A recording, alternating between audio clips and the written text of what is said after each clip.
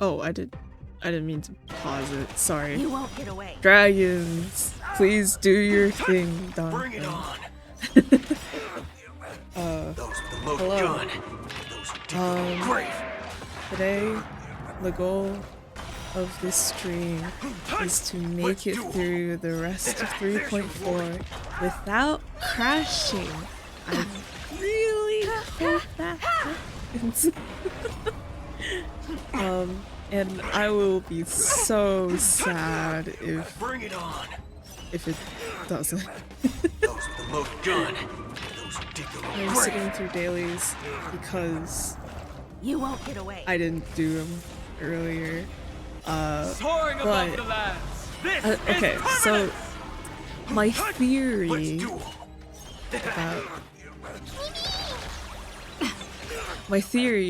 about what was happening, why OBS was dying, I'm guessing it's like a memory issue. You won't get away. Because when I look at Task Manager, oh wow, we're done. When I look at Task Manager, the only thing that like is being used up is memory. The game theory. No, it's a. Come to think of it, It's a. I haven't chatted with Sonny in ages. Let's go see what he's up Stella, to. what?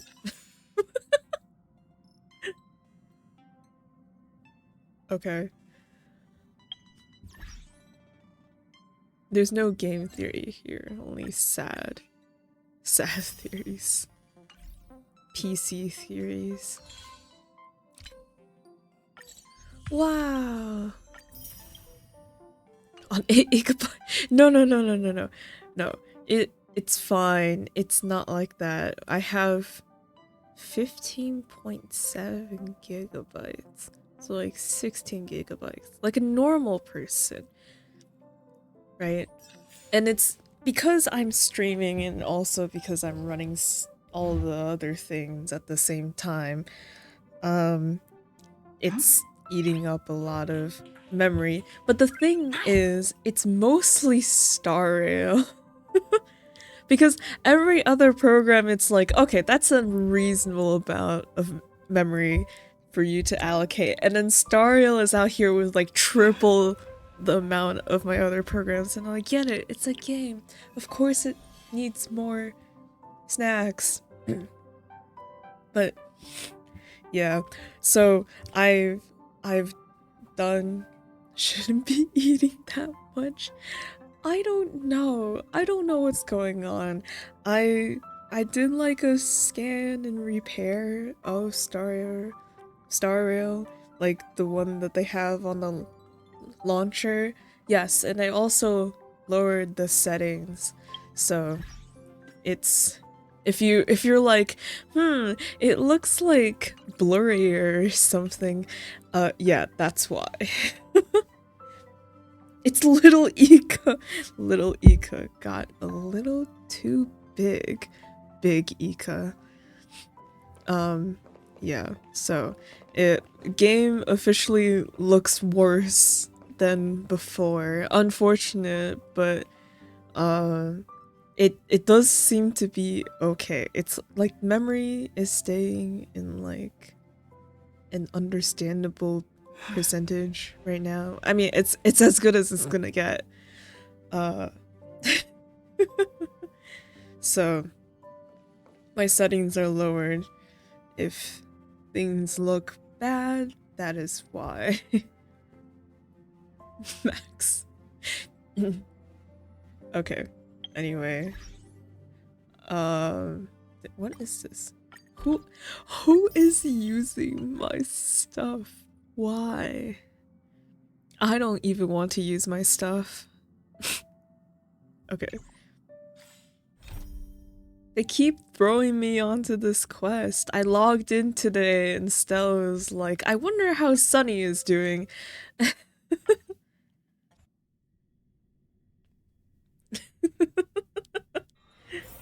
Okay. Right. So,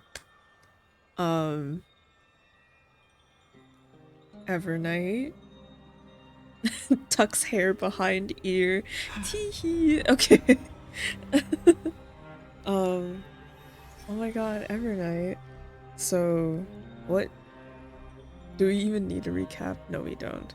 We just need to know that I was absolutely devastated at where we ended before, and I really hope that the end of what is this, 3.5? Right? Crying. I don't even know what version. 3 point something. 3.5, yes it is.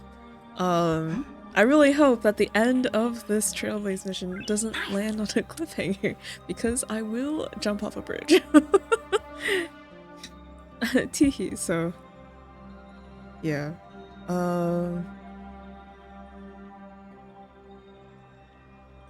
Oh, right, okay. Right, so we restarted the loop. But things are a little wacky different. Turns out Lycus has been doing some bullshit behind the scenes, lying to Ceridra and literally every other living question mark person here about what Iron Tomb is and what he wants to do in order for them to, like, trust him. And then, well, you know, because we're not idiots, Ceridra's like, yeah, this guy sucks. I'm doing such a bad job summarizing. I think shoot. Right. What happened last before we got blasted off into the— stop saying what? Oh my god. What happened before we got like clapped into the TV world? I think Ceridra, or what was it? It looked like Ceridra and Hycillans were about to fight, question mark, Lygus? I don't know. Something— oh right. Evernight's jellyfish flower or something took Sereni away. And then it was also Evernight's jellyfish flower that kind of brought us to the weird galaxy place after we tried to contact Fuli. And then gave us the Kefui's core flame. It was Kefli, right? The circle with the stars? Yeah. Gave us Kefli's core flame and was like, go back to Amphorius. Years have passed during this couple minutes of interlude where you were in the TV world and not the TV— well, while you were outside of Amphorius, because time is different and doesn't happen at the same rate. So it's like, go back, you have to go fix things, be the deliverer, etc. And so now we're back, and I don't know how much time has passed, and I'm kind of scared. We came back and there was no one around. Ceridra revealed Lygus' true intentions and used the anchor thingy to summon Herta and Screwlum to help her. Right! Herta and Screwlum— oh my god, I can't believe I forgot. Right. Oh god. It's— oh man.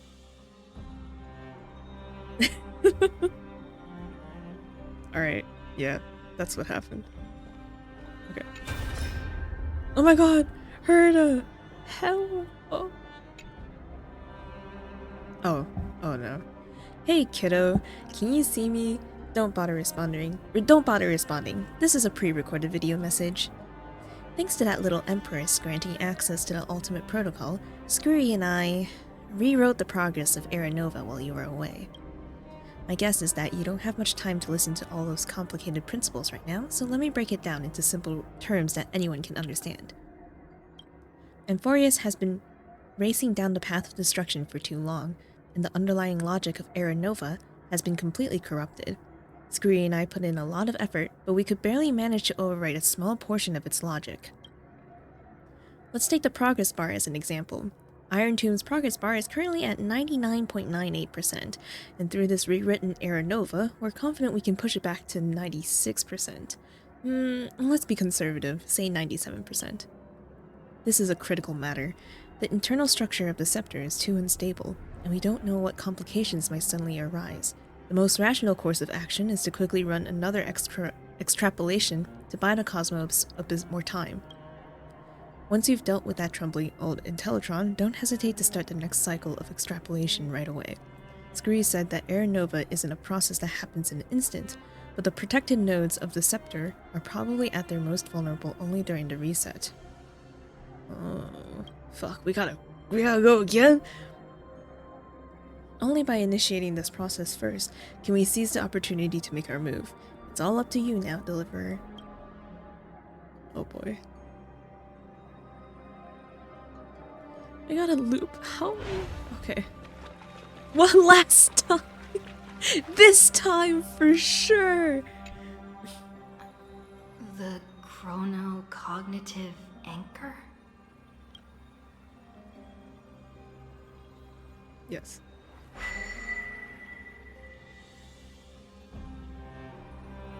Hello. There's so much I wanted to say for our reunion.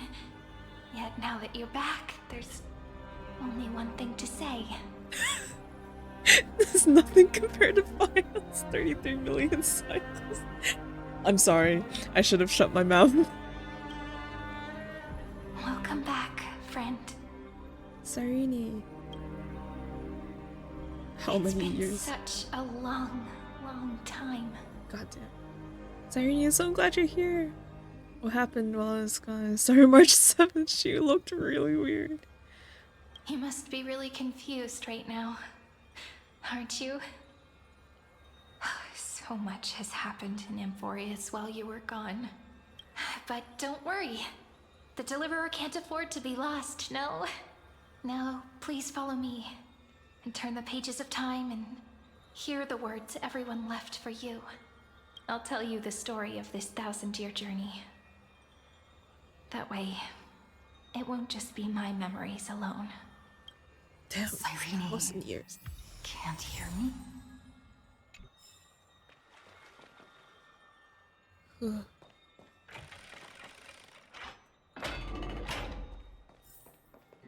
Oh no, the water is not even here. Oh wait.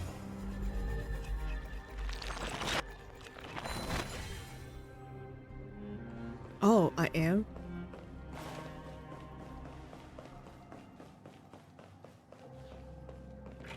Maybe the stream will crash at just the right time. So when I start the next stream, Scenery of it'll be the past next patch. has resurfaced.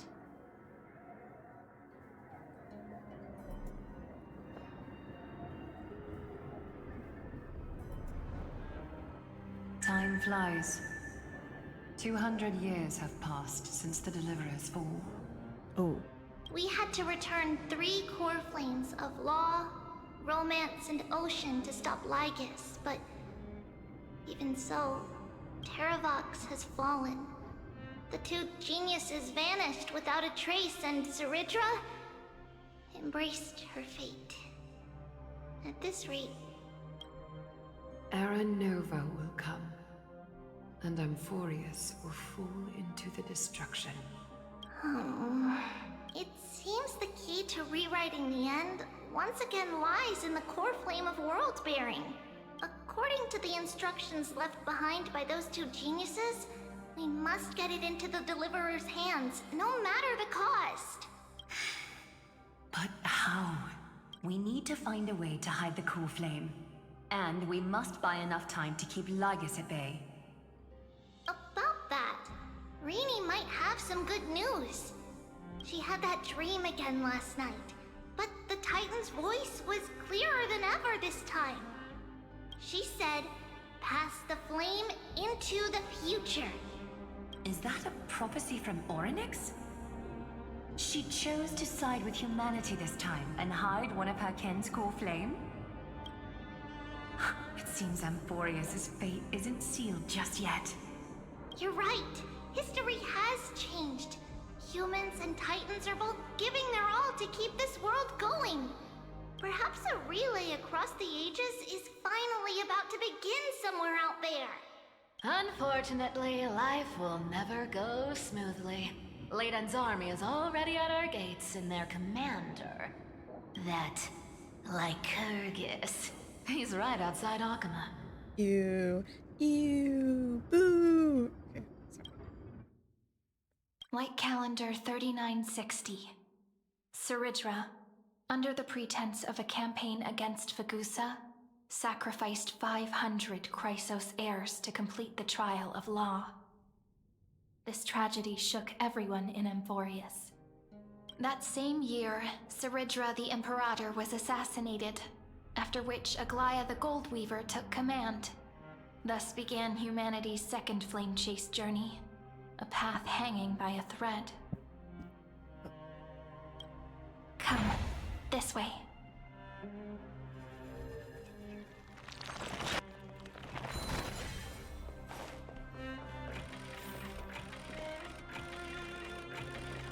Please. Please. Okay. Saridra. The eternal holy city? What part of that eternity ever lived up to its descriptions in poetry?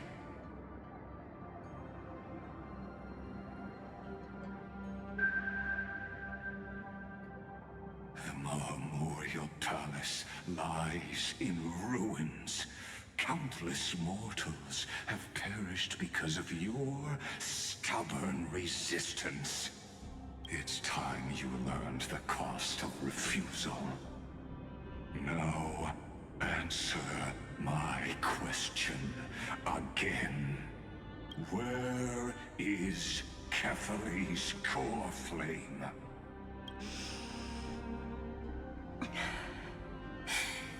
You really think you'll find it by razing the holy city to the ground? From what I see, all you'll get is dust and disappointment.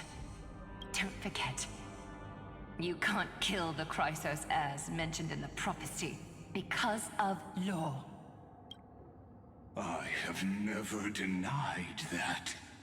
Which is why I now place my hope in the faithful citizens of Akama. Perhaps they'll give me what I seek in the echo of your screams. Now then, I'll be cutting open your chests and using your scalding golden blood to baptize the masses. Allow me to apologize in advance. We shall start with you, blind and foolish Lady Goldweaver. Indeed, what the fuck is wrong with Legas? Leave this to me, Lady Aglaya.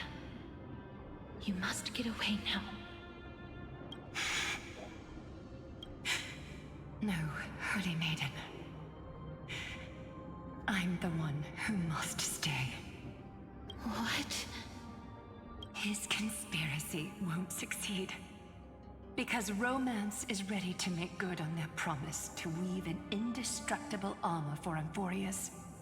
Its name is Solidarity. You must escape with your life and carry word of my death to those still fighting. Then keep going with them.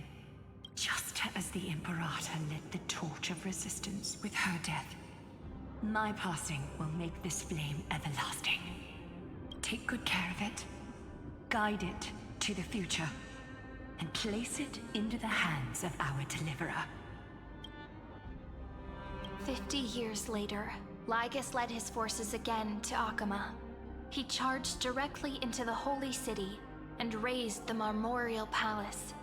History would name this battle the Third Siege of Akama. 90,000 brave souls gave their lives for Akama that day, including their fearless leader, Aglaya. Go forth, deliverer.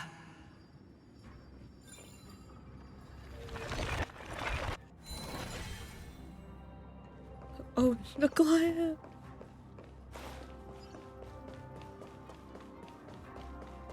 Fuck you, Lycus. Go. When the frost melts and the snows give way, the flowers will bloom again. You'll find me there. So what you're saying is, Princess Homebuddy No. is never coming back, is she? Why do you guys do this every time? She just left, like that. Since Cass has made up her mind, we can't let her resolve be in vain. But between staying in Akama and going to Styxia, what difference does it make when it's death either way? I'm against relocating. With Kefali's protection, isn't Akama far safer than that dead city? Cass's plan doesn't involve any relocation at all. Huh? Like you said, Akama is humanity's refuge. We never intended to get everyone moving to Styxia. It's just on Cass, Hycealans, and me to prepare the final trump card for the Deliverer. Wait, what kind of trump card needs all three of you demigods to throw yourselves away? We must lay down the path to the future, so when the Deliverer returns, they'll have a clear road to reach the location of Aaron Nova. She's your Styxia sits Christ. where death meets the ocean. There, with the combined powers of ocean and passage, we can summon a current that leads to the vortex of Genesis. And the demigod of death will forever guard that secret path until she returns. We all know Lygus will set his sights on the vortex of Genesis. That's exactly why we have to do this. Guess I underestimated Idonia's Maiden of War. She's got way more steel than I thought. And Cypher, we need you to head to Castrum Kremnos as soon as possible. By any means necessary, forge an alliance with Strife. The prophesized Crown Prince has already been born. He shall become the new defender of Akama, protecting this land after we leave. You don't need to worry about that. I just came back from Castrum Kremnos. Only a step ahead of the news. Treeby, something's flying towards Akama, and it's really fast. What is it? It's a spear! It's the Kremnoans. Their king's already here. With the protection of the demigods Trebios and Cyphera, Akama endured wave after wave of warfare, though just barely. Castorus chose Styxia as the last resort, and completed the trial of death, causing the stagnant waters in the River of Souls to recede. Soon after, Trebios departed on a long journey. That same year, the Kremnoan king Euripon, along with his son, Prince Midamos, joined the Alliance to safeguard the Holy City in the Battle of Deliverance. Go on, and see you tomorrow. They gotta stop with this see you tomorrow stuff with Trivy. You can't keep doing- they can't keep getting away with it. Breaking me apart buys this world even one more second. And so be it. But it's gonna hurt! Christ. A lot!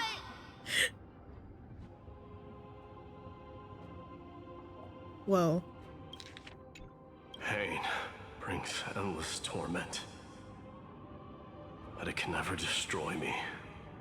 I believe that you were thinking the same thing when you stepped through the gate of infinity and jumped off that cliff. Can't argue with that. In the current situation, this is the only path Akama has left. Just do as I say. Split my soul into 5 pieces. Forge me an immortal vessel. Let the blade of strife hang forever overhead. Locked in battle with their enemies to the world's bitter end.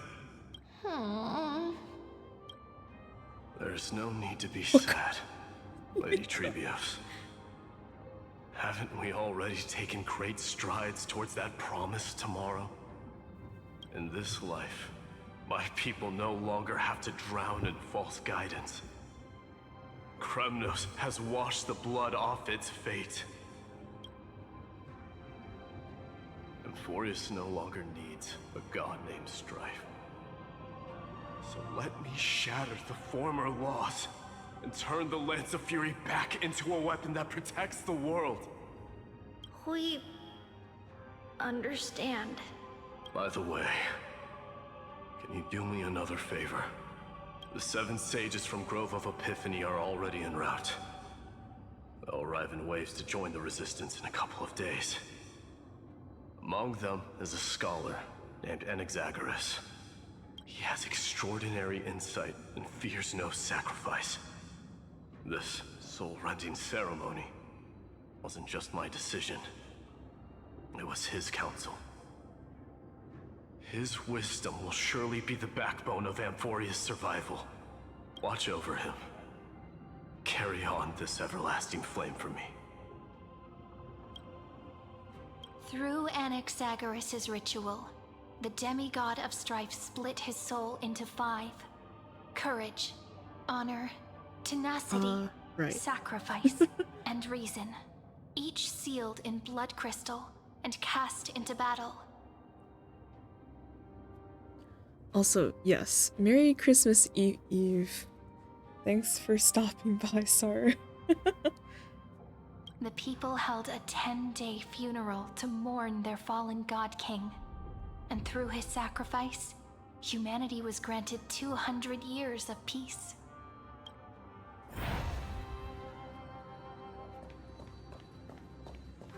Oh, wow.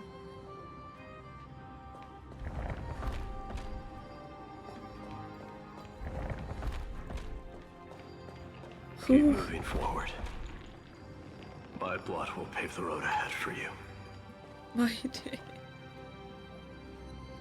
Wait. What the fuck? Keep moving forward, little Gray. See you tomorrow. What the fuck?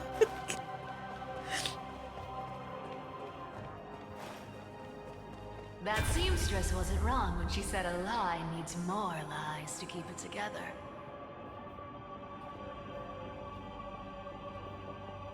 Reason and trickery. Never thought we'd be the pair to finish this final setup. Can't catch that Tin Man without your little slides. Besides, this is our last shot. Not the time to be picky, right? Don't oversimplify it. Lycus just found out Akima's been an empty shell for the past 50 years. He's bound to be furious. At this rate, he could have done anything. That's exactly what we want. Rage blinds even the brightest minds. Doesn't matter how much of a genius he is, the principle still holds. Once he storms into the council and confronts me head-on, you trigger your alchemy with a boom and turn him into a caged beast. Okay. Easier said than done. You still have to pass yourself off as the deliverer without anyone catching on. And you really think a human alchemical array can bind a godlike being? That's just nonsense. What? Getting cold feet? Or you just don't believe in the almighty worth of the demigod of trickery? Just tell me straight. Can you do it or not? Of course I can. And it'll be child's play. But I've got 2 conditions. Since this is the final act, if we're doing it, we go all in. No half measures. Oh, I'm listening. First, shift the battlefield to the vortex of Genesis. It would be more convincing if the deliverer were to appear there. Besides, the vortex is cut off from the world. No place in Amphorius makes a better prison. If you pull that, wouldn't our deliverer have to face tank Lygus as soon as they come back? Face tank. That clash is inevitable. All we can do is create more chances for her. and that's the second condition. The vortex belongs to Fagusa in the first place, remember? And there happens to be a demigod of ocean among the few survivors in the world. Lupai Sealand's in. Let her join the final act. I'll transmute myself into a Philosopher's Stone and embed myself into the formula. And when the time comes, she needs to shatter me and scatter that stone's ashes into the ocean within the vortex. Okay, whatever works. Sure. I guess people weren't wrong when they said you're insane, Grove Boy. I've got no idea how to outwit a reclusive genius. But making an anti-Catheran suffer? The demigod of reason has 10,000 ways to do just that. And what I just mentioned was one of them. So what exactly does your formula do? Now that would spoil the climax, wouldn't it? By now, Hyacinth must have completed the Sky People's ritual. Since that Theoros loves a good performance as much as I do, let's make sure he enjoys our show to the fullest. As for how the Deliverer will complete the Era Nova, well, that will no longer be our concern. It was the last battle known to the world, initiated by two demigods least suited for war. In the end, reason and trickery kept their word. At the cost of their lives, they sealed Lygus within the vortex of Genesis, where he remains to this day. Jesus. Go forth. Finish the greatness left undone. Cypher had to get all the details.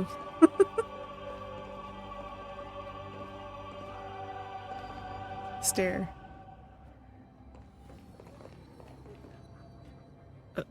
Okay, I thought you were gonna fade away. Quit overthinking!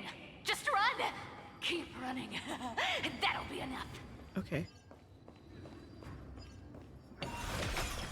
No more overthinking.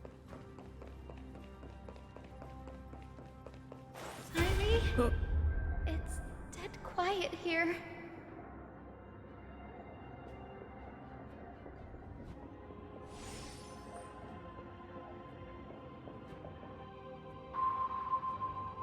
Akuma will stand eternal. Miss Cypher's lie is crumbled after all. But it's all right, because all of us have fulfilled our purpose by now. When the Deliverer returns, no matter where she is, sky will turn clear, and a rainbow bridge will rise, carrying her to the final battleground. Sairi, this arduous relay is finally nearing its end. Now, I'm passing the final baton of fate to you, okay? No, that's not quite right. After all, it was you and her who lit the first spark of this journey, wasn't it? Shush, Mika. And shush, Ars. I'll tell you the story of this 1,000-year journey. That way, it won't just be my memories alone. And I'll share the moments I spent with you with everyone. That way, the path we walked becomes a memory shared by all. People will know that there's nothing left to chase. Amphorius has already welcomed the dawn foretold in prophecy. Just like I said, this should be easier than last time, right? Sorry I'm late. Lygus had a lot of fanfiction he was going through.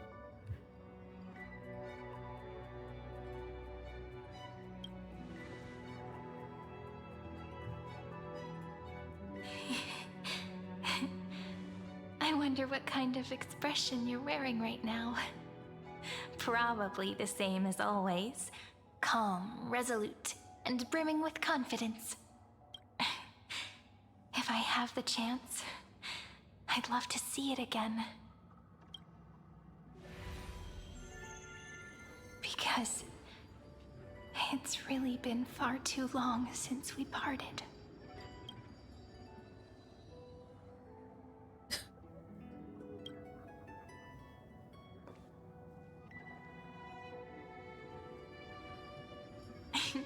Someone as sharp as you must have realized by now that this isn't reality, but a maze of time. Shush. No. As the last link in the relay, I will return to the Temple of the Three Fates, tell Orynyx all of our stories, and bottle every page we've written into the little flask of memories. There you go. And then the Yippee sucked all the tears right back in. And then, may it set sail in peace, drift down the river of time along with the core flame of world-bearing, reach your side, and lead you back to Amphorius.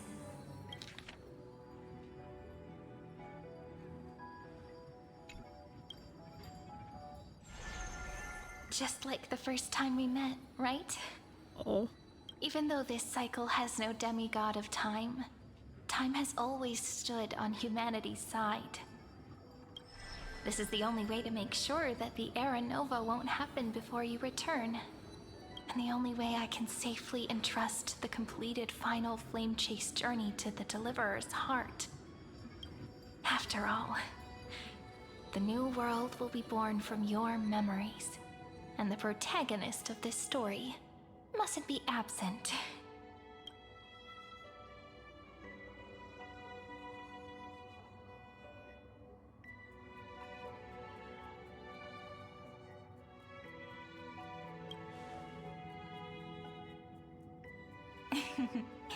I believe you will never let us down, just like always. Do you remember when Finan sent us back to the beginning? When you and I got separated? But in the end, I returned to you, carrying all that we've been through. That's what memory is. It may wear down and fade in the river of time, but it never truly leaves. When that hidden corner of the heart is stirred, the past returns even more beautiful than before. So don't worry. Let the 33,550,337th Flame Chase journey become part of you too. I've gotten a lot better at it with the experience from the last time. Next, you will head to Styxia and find the Vortex's entrance guarded by the demigod of Ocean before charging toward the final battlefield.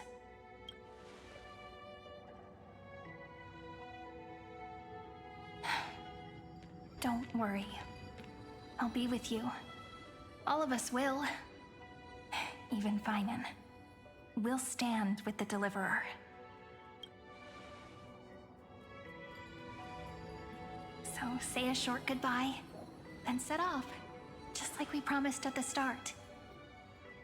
Toss away all unnecessary worries and troubles, and bring our smiles and determination into tomorrow.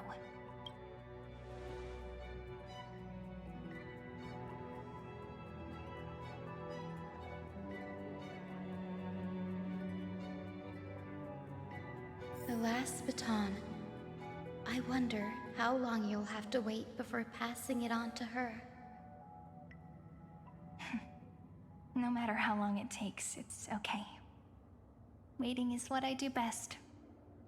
After all, it took 33 million cycles for her to arrive in our world. With a few moments more.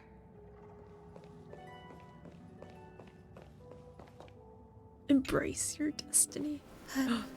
Sayuri, what if you wait and wait, but that hero never arrives?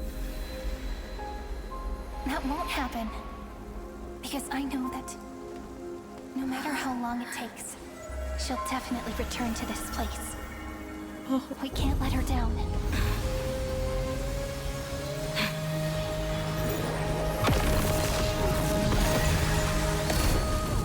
Oh my god.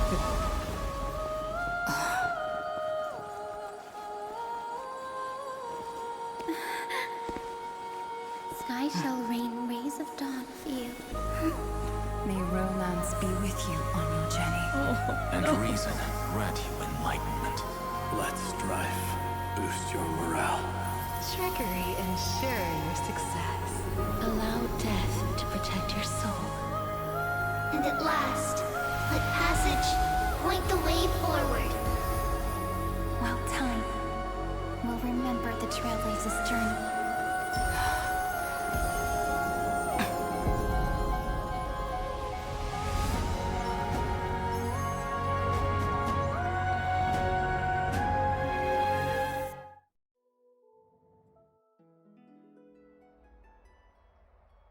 Hello? Is this Styxia?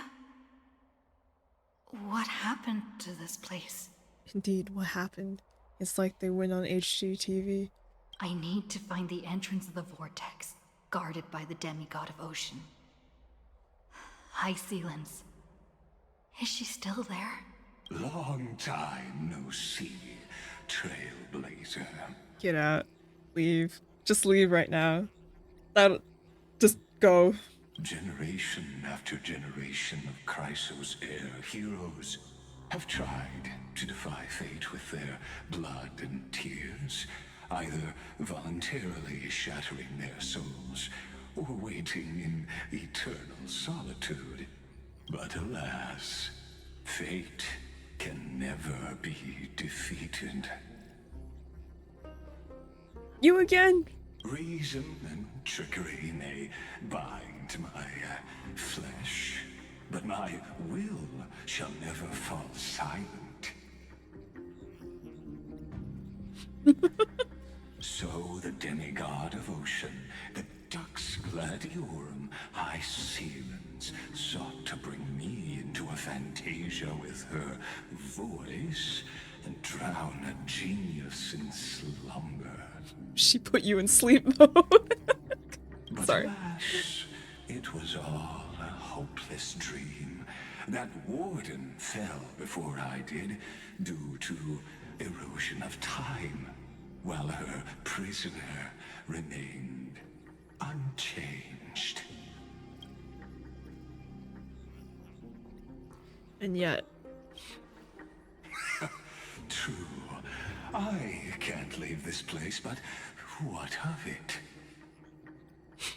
You should have heard of this fable. In a shadowed cave lived a people, imprisoned from childhood. Stop. And chained Like, this is so so... that You're so their cringe. Oh my god. fixed, forcing No. them not to look around at the cave, each other, or themselves. So push his glasses up. This is actually Pluto's allegory of the cave.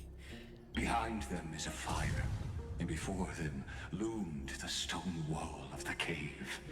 The flames cast shadows, while the rocky surface threw back echoes.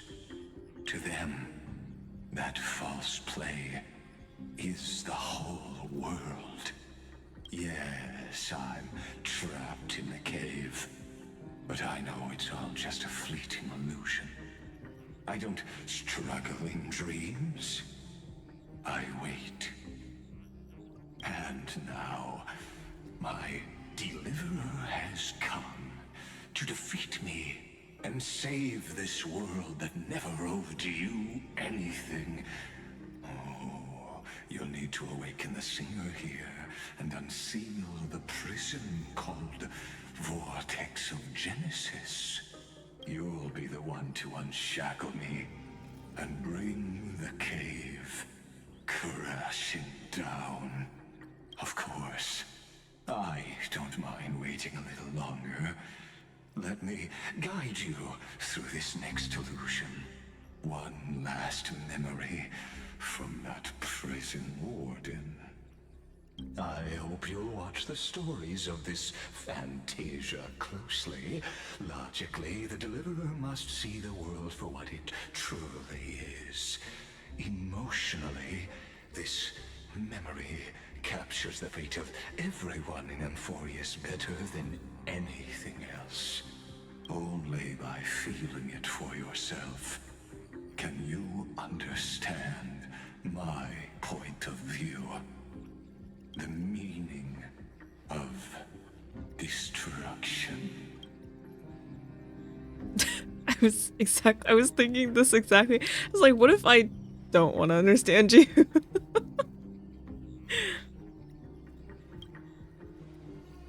To your unshakable resolve, I salute you. But before we step onto the final stage, let me ask you this. In the spirit of that fable I told you just now, can the prisoners in the cave learn to see the shadows and echoes for what they are, and stop mistaking them for reality?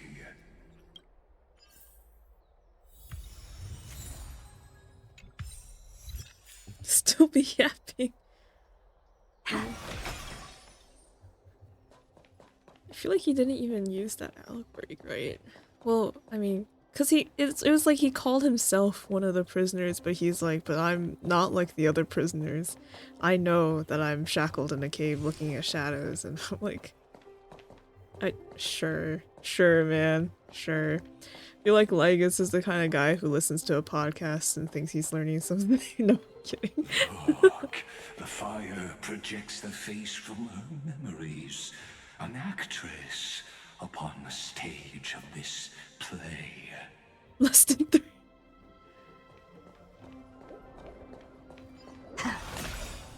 To D4. It's not even a podcast.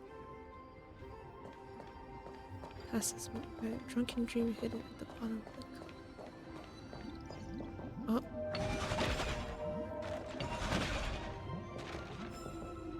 The dark tides flood the sea, and our kingdom teeters on the edge.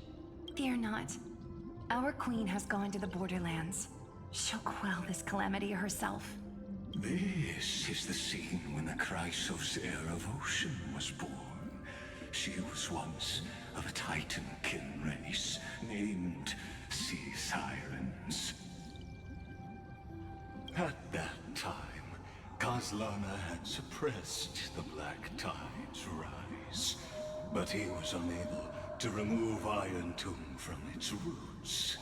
The Black Tide still roiled in the depths of the world, and the kingdom of Sea Sirens was the first to embrace the destruction. Listen, I heard Electra's voice. She's calling to us. Let's go. Her voice carries the Queen's command.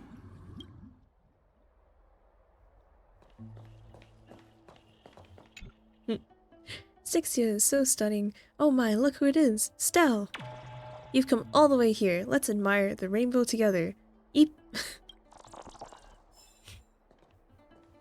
Okay.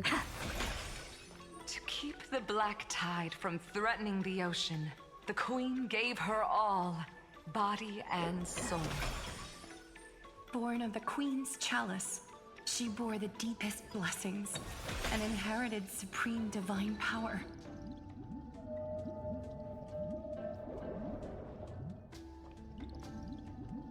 My sisters! You're finally here! Of course, Electra. Your beautiful melody drew us here. Electra. Her true name is Electra. This is a reflection of her former self, clinging to the past with aching defiance. The Queen summons us. She must be near exhaustion.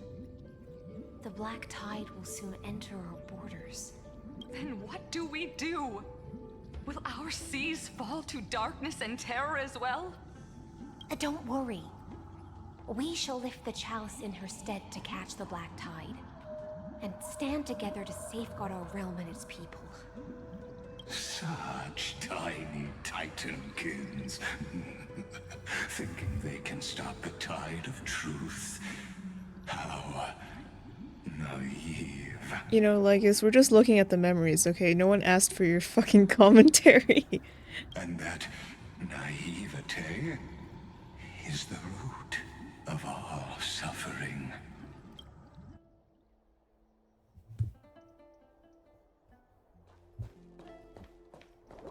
What? An utterly unremarkable silver coin lies on the roadside, but the moment you pick it up, its strange texture tells you that it never truly touched the ground.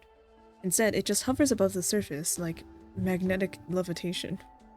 It must be Zagreus' doing. On closer inspection, you notice indentations where a chest once rested. Now it's gone without a trace. Who might be behind this? That's a tough guess. Treasure hunt.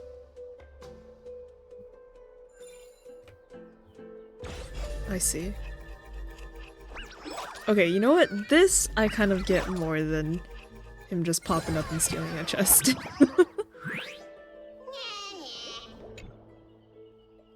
I surrender, I surrender. If you keep pulling like that, we'll be split apart. Bleh. I feel like the ground is spinning. I feel so sick. Wait a second, you're not a priest of Oryx, by that messy gray hair. Say, this lovely miss, haven't we met before? At the end of the West Wind. Ha! I knew you wouldn't spill the truth, but you've carried a scent, one we don't share, and if that's what I think it is, oh ho, things are about to get very interesting. It would be such a shame to waste your talents on the right path. Would you be interested in a little collaboration? That's what I would have said if this were truly our first meeting. Pity. Pity, this is just a dream, and those outside the dream can never remain here.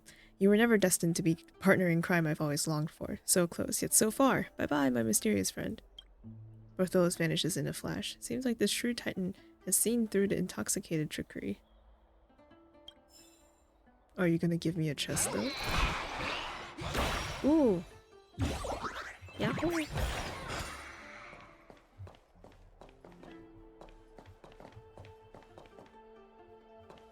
Oh, I'm supposed to go down.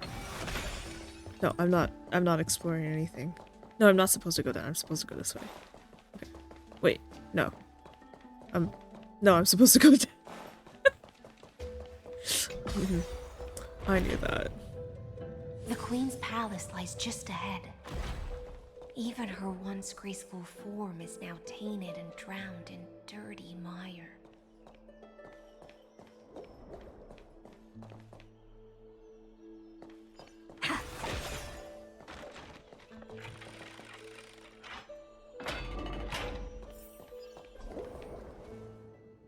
If you're willing to swallow the black tide, let fears return to the sea. Oh, let tears return to the sea. Not fears. Looks good. Though I fear a lot of things.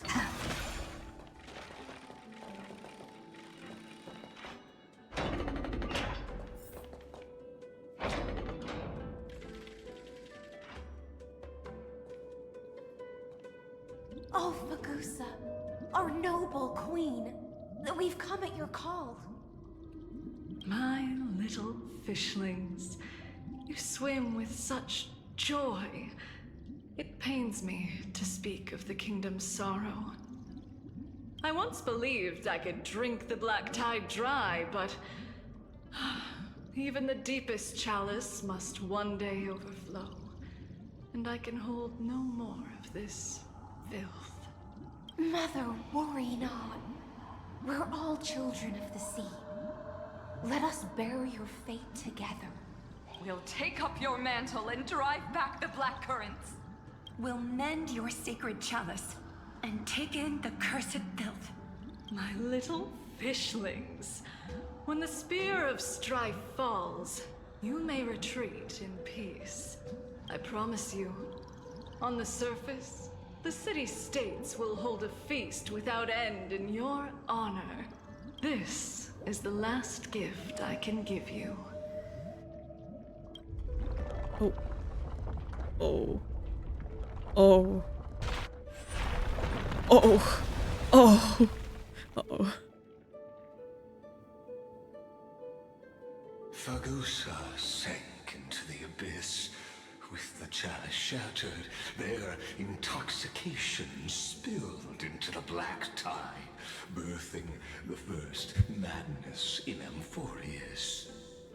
Sea sirens followed one after another, hunting for the Titan's fragments, until their flesh decayed and their bones crumbled, all for the promised final feast.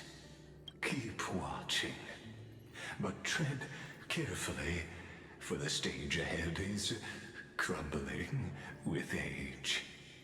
just like her shattered fate. Oh jeez, prayer and stopped in time. Objects stopped in time will not immediately return to their original form when rewinding. Instead, they'll pause in their current state. Wait, Misha? Why was Misha the example? What?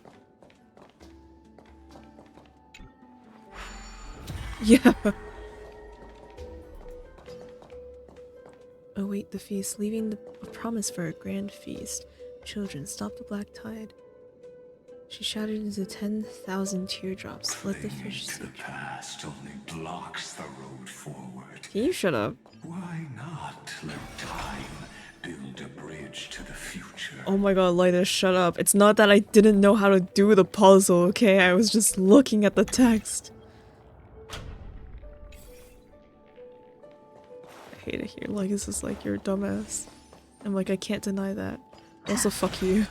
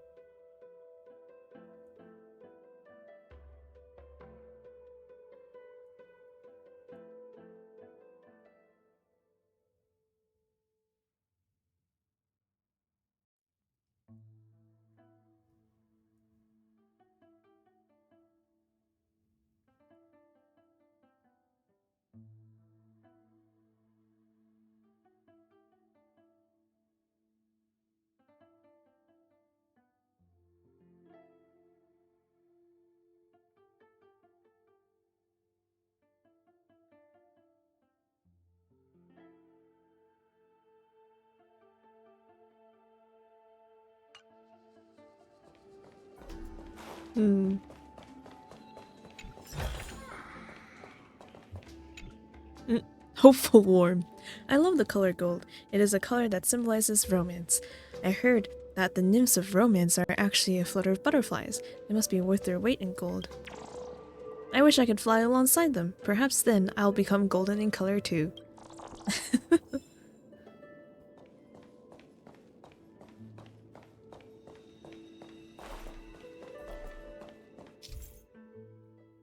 Oh, now it's March again. Chrono Vessel is a temporal ritual tool crafted by Ornyx's priests with various sizes and styles. Breaking the Chrono Vessel will pause time in the area around it. Facing a Chrono Vessel, rewinding fix the vessel, allow time for those. Sure, yeah. Why do I feel like it might be... Actually, I don't know. The world.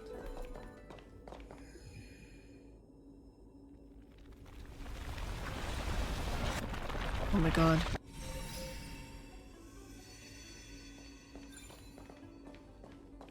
And then if I break that again, it'll stop the... Okay, sure. Your wisdom far surpasses even the bounds of reason's model. Okay, calm down, Legus. I think that torrents of destruction are spreading. No, there's a chest there. Damn.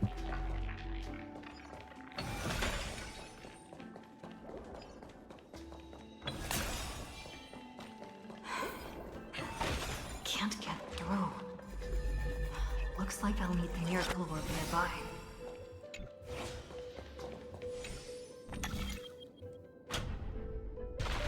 No. The ending was written long ago. Even you cannot rewrite it. Just like this poor chandelier. Legus, how about you shut up? No one wanted your sports commentary.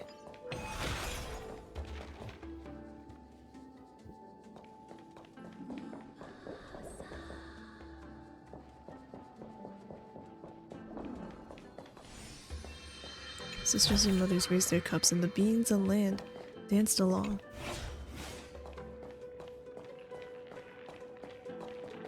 The black tide is devouring everything. Electra! The fiends have gnawed my tail. I can no longer swim to the far seas. Electra!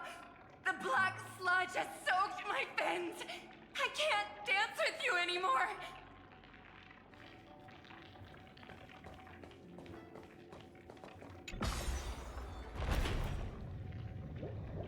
This is but a fleeting, drunken dream. Fate will eventually murder the hope.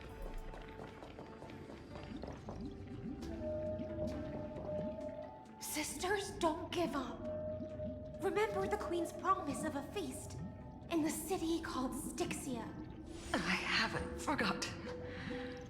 It visits me in dreams every night. I dreamed of a shining city. Its lights piercing the deep gloom of the seabed. I dreamed of children placing garlands on our bone horns. And poets praising the sea sirens for shielding the world. But what a shame. We can go no further. Please, sing to the humans for us. Sing of the deep sea's legend in our place.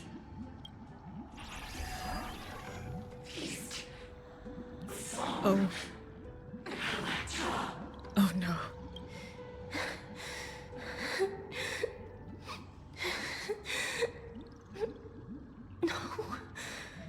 The sea sirens were tainted by the destruction. Their flesh rotted away.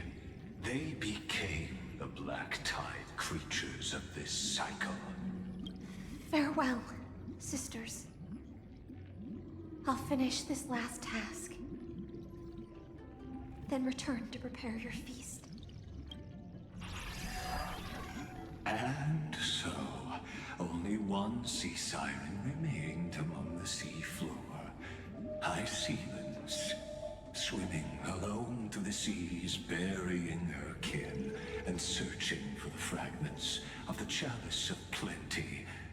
Though most of that journey was in vain, why not let us use the power of time to leap ahead towards the journey's end? To reach the Spirit Basin, I'll need to call upon the power of the Chrono Vessel.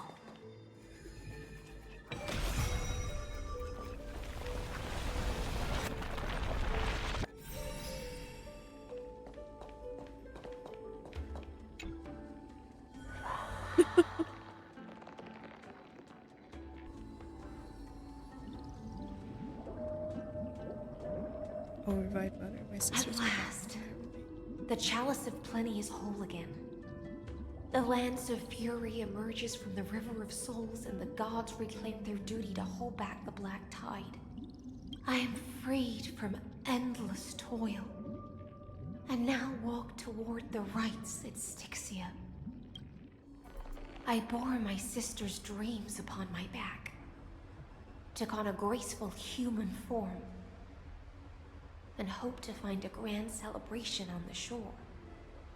My fins became legs, my scales became skin, and the sea foam on my body became a shimmering gown. But when I stepped onto land, there were no festivals with honey brew, nor poets plucking harps, only silent death, drifting gently along the river of souls. When she fulfilled her wish, she only found Styxia to have already repeated the mistakes of previous cycles and was swallowed by death. Hopes and promises are nothing but the foam of dreams. I am a sea siren, a vessel born to contain the tides. Now that my task is done, and the promise is broken, how am I to go on in a world drowned in shadow? Fagusa, my noble queen. She evaded my questions with drunken stupor. She told me a grand feast awaited me in the surface world, so I wandered lost, groping through the dark. The feast she spoke of. Where is it? Lonely Blade, I shall grant you everything you seek. Oh, and that's how she met. So that was super cool.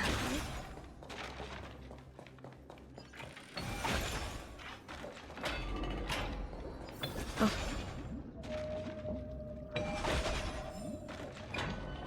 After wandering the surface for ages, the lost sea siren met her future conspirator. You quelled the wars alone and forced strife into retreat. This swordfish that commands thousands of legions, whom does she serve?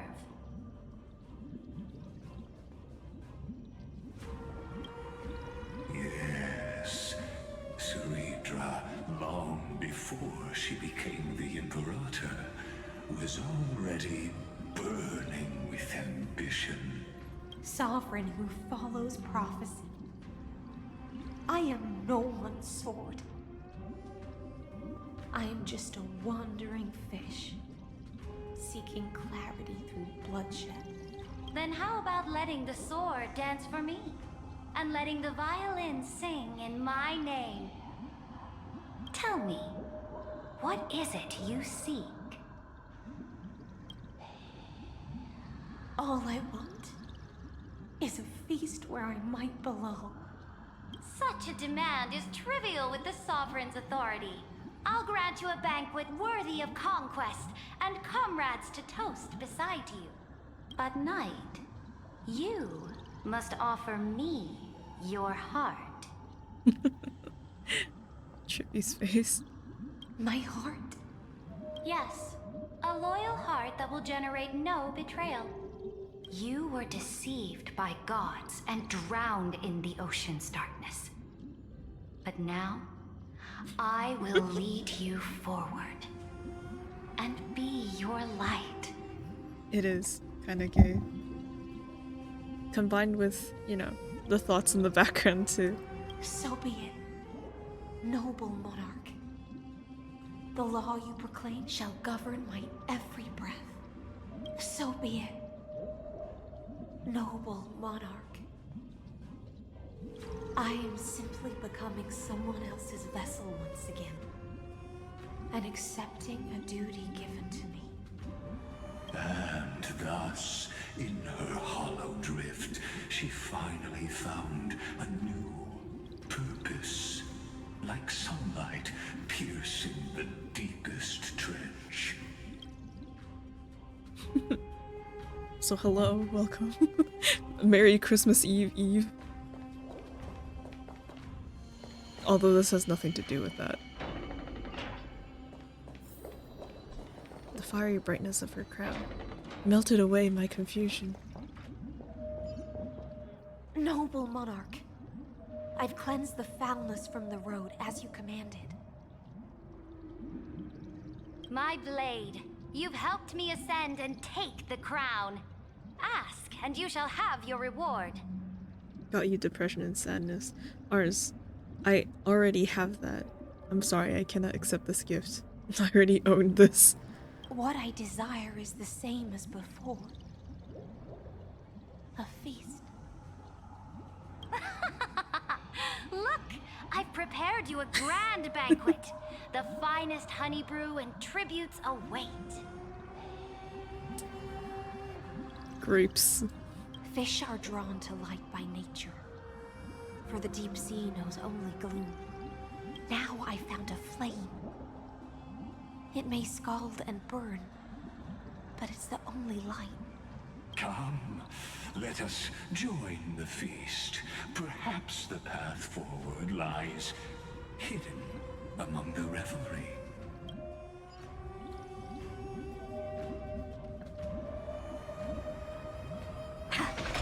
Okay, sure. Also, I wonder if there would be more stuff at this feast if my graphics weren't turned all the way to low.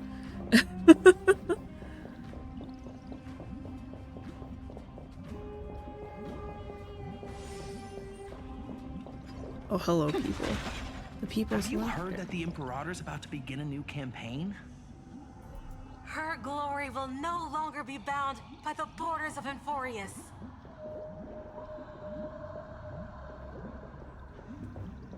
It literally can't.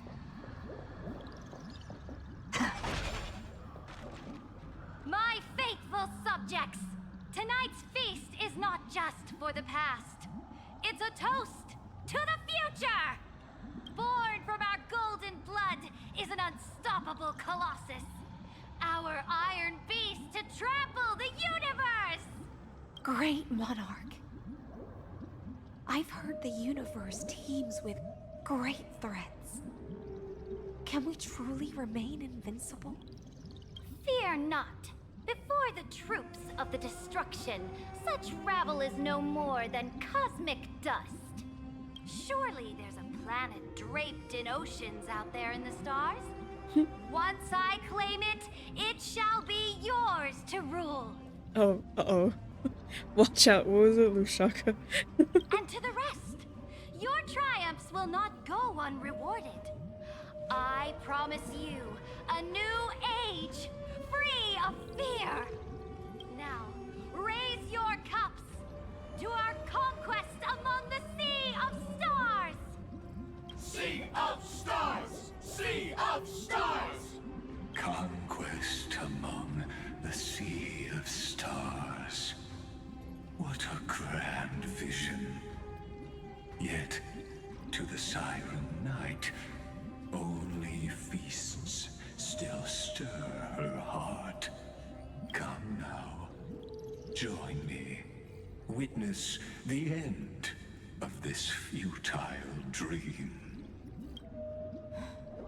Where's the way out of this illusion? Come quick! Let's celebrate together! I've saved the finest brew. Come taste it with me. Oh, I'm not drunk. If you don't believe me, I can tell you a funny tale from the city. Oh no, do I want to do this? Burp, roar. Then, which drunk's funny tale do you want to hear about? Hycillence. Burp. Lady Hycillence is a demigod. Demigods can't get drunk. Ask about something else. One day, Dux Fergoris had too much honey brew to drink and sighed as he sat next to me. I asked him what was wrong, and he said he remembered something embarrassing. I prompted him for more details, and he talked about how he had set up a forum in Akuma when he was drunk. He wanted to discuss the eminence of the great Imperator with the citizens and posted many long essays. Oh no. I replied, that doesn't sound bad at all. Everyone knows that's the way he is. But he said he realized the next day that there were 3 people in the forum. Himself, Lady Hycillence, and the Great Imperator. That's all. Oh, yeah, wait, I think I'm gonna throw up. I see.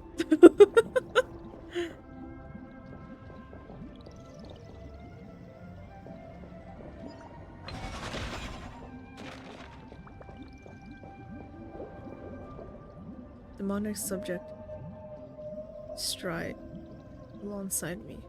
Subjects stride alongside me, dancing with me as if my sisters, speaking to me as if friends. Noble knight, you are truly a blazing spark. It is my honor to share this banquet with you.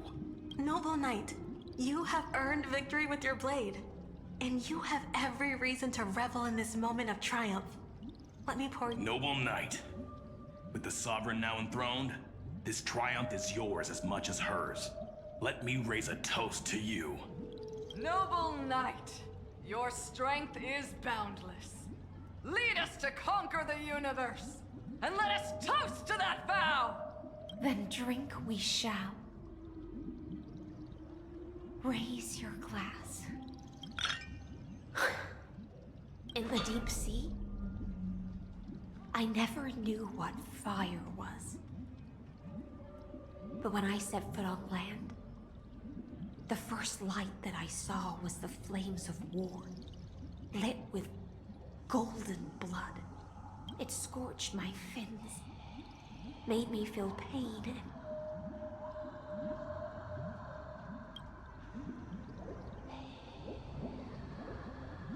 needed an unprecedented hunger. A hunger that flickers in every hero's heart. So bright, yet so blinding. Look! The monarch herself has taken her seat! Hear that? The court sings her praises! What are you doing here? Join us and praise her glory. To know something through sweets, a study of honeybrew and personality.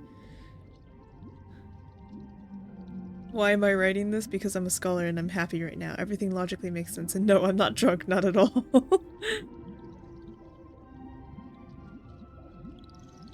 Just give me anything!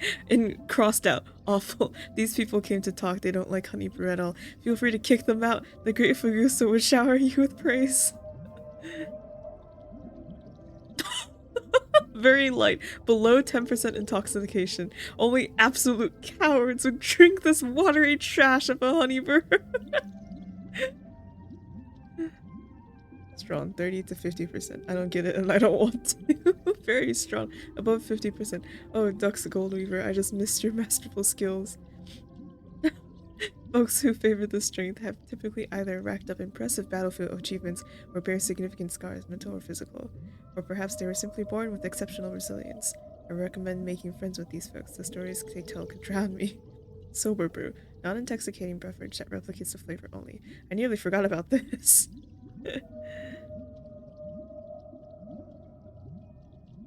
Afterward, my goodness, my hyacinths above. I've spent 6 hours and 3 quints on this tablet journal, and I'm completely sober now. What absolute dribble have I written here? Well, since everyone's drunk and the revelry never ends, nobody will care about my scribblings. I'll just leave this here for entertainment. Oh, hyacinths above. What utter gibberish have I recorded? I need another bottle immediately. I'm done here. Wow, me too. Why are you here? Hey buddy, you came at just the right time. Tell me, why do humans invent such cruel entertainment? What are you talking about? Oh, come on, take a good look at me. Big, round, and purple, me. Looks just like a grape, right? Picture it. Countless humble old Bartholuses squashed beneath your feet, bellies bursting in despair with unspeakable goo spewing forth. Tss, the horror, the cruelty, and you people even take that as entertainment? What a fudging genius you are! Keep taking your meds!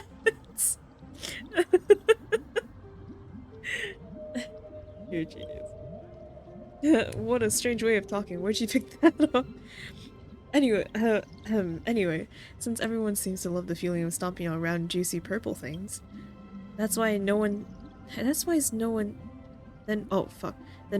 one ever tried stomping on old Bartholos? I mean, look at me, I'm basically a walking grape here. Mom, there's a pervert here! Huh, I can accept grapes being cruelly crushed, but me, Bartholos, not even qualified to be stomped flat? I've been standing here for ages and not a single soul spares me a glance. But now, at long last, you speak to me. Hehehe, that settles it. Either you squash me or I squash you. One way or another, someone's playing with me today. What the hell? Are you... Bro. My strength isn't what it was. I don't want to be here. Mountains roar, dragons rise! I'm on it. I didn't want to do I choose this. you. Waiting in line for a bullet? Let's do it.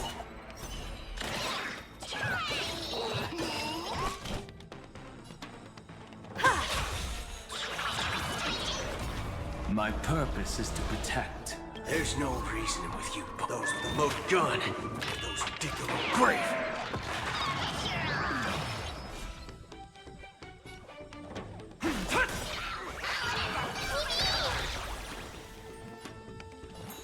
You can do it. All of you stand still. Oops. Oh well.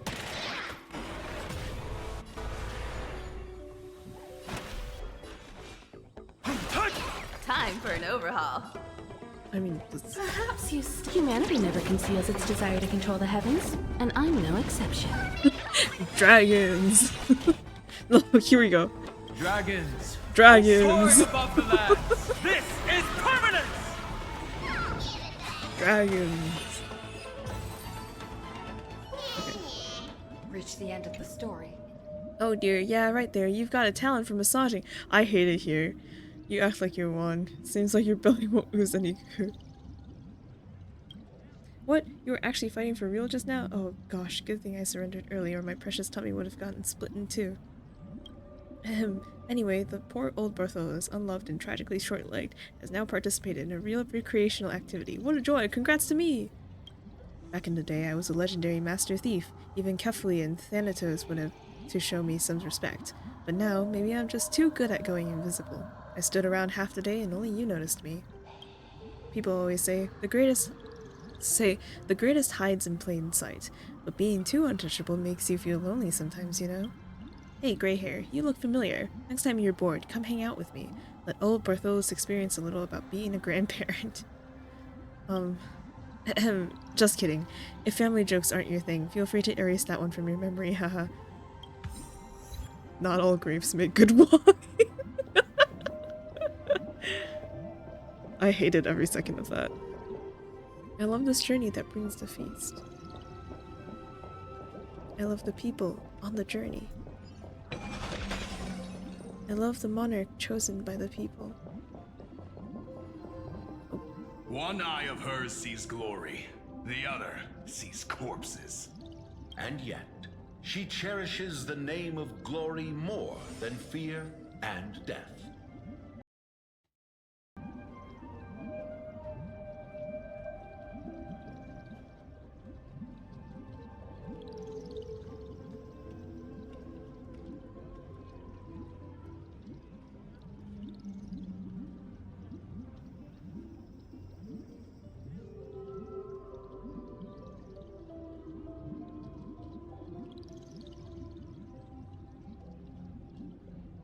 As they say, the coward died 1,000 times before his end.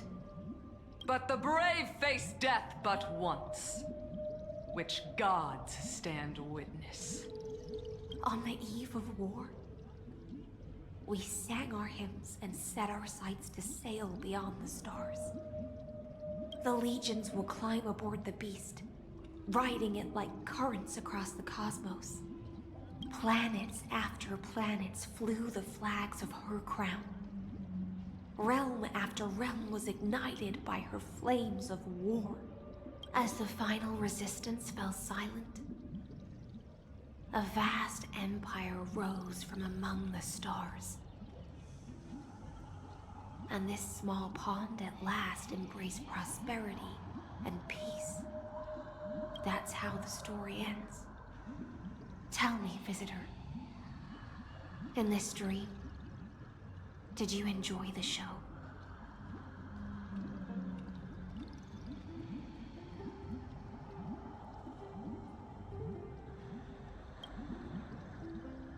Not sure which way to swim? It's okay. It's time for me to wake up from this drunken dream.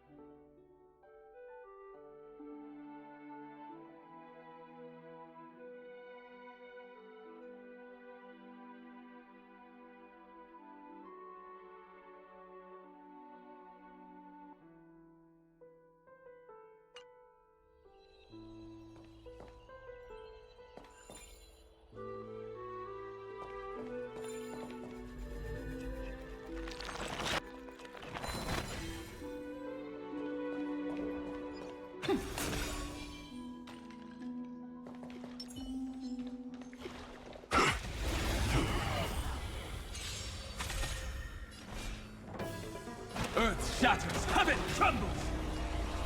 I choose you! Let's duel!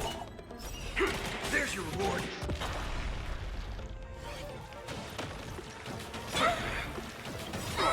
Trust me. We can do anything! Waiting in line for a bullet? There's no reasoning with you, those with a loaded gun. Those who dig their own grave. You won't get away. I have something for you. My purpose is to protect. Mountains roll, dragons rise! I'm on it. All of you stand still. Bring it on. Time's up.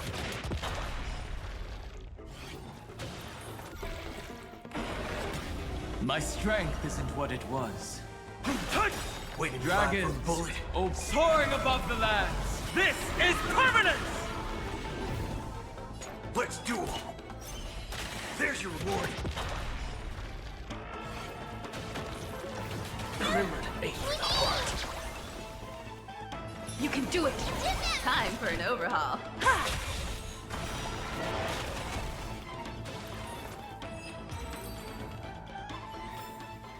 Remember this.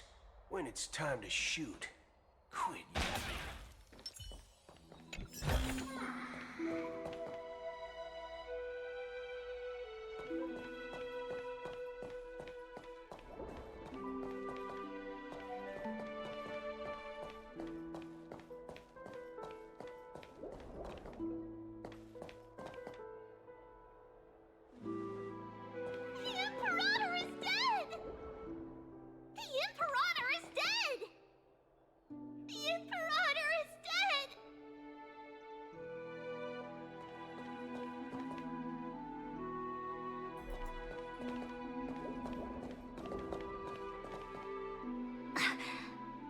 People once cheered for my ascension. And now they cheer for my fall. The cosmos. The battlefield that I cannot reach. Before the Sovereign's conquest reached its end, her life and ambition had already been swallowed by the deep sea. This is the true ending. Her grand designs torn apart by the blade. Her regal robes soaked in golden blood. And the one who struck her down? The one who struck her down.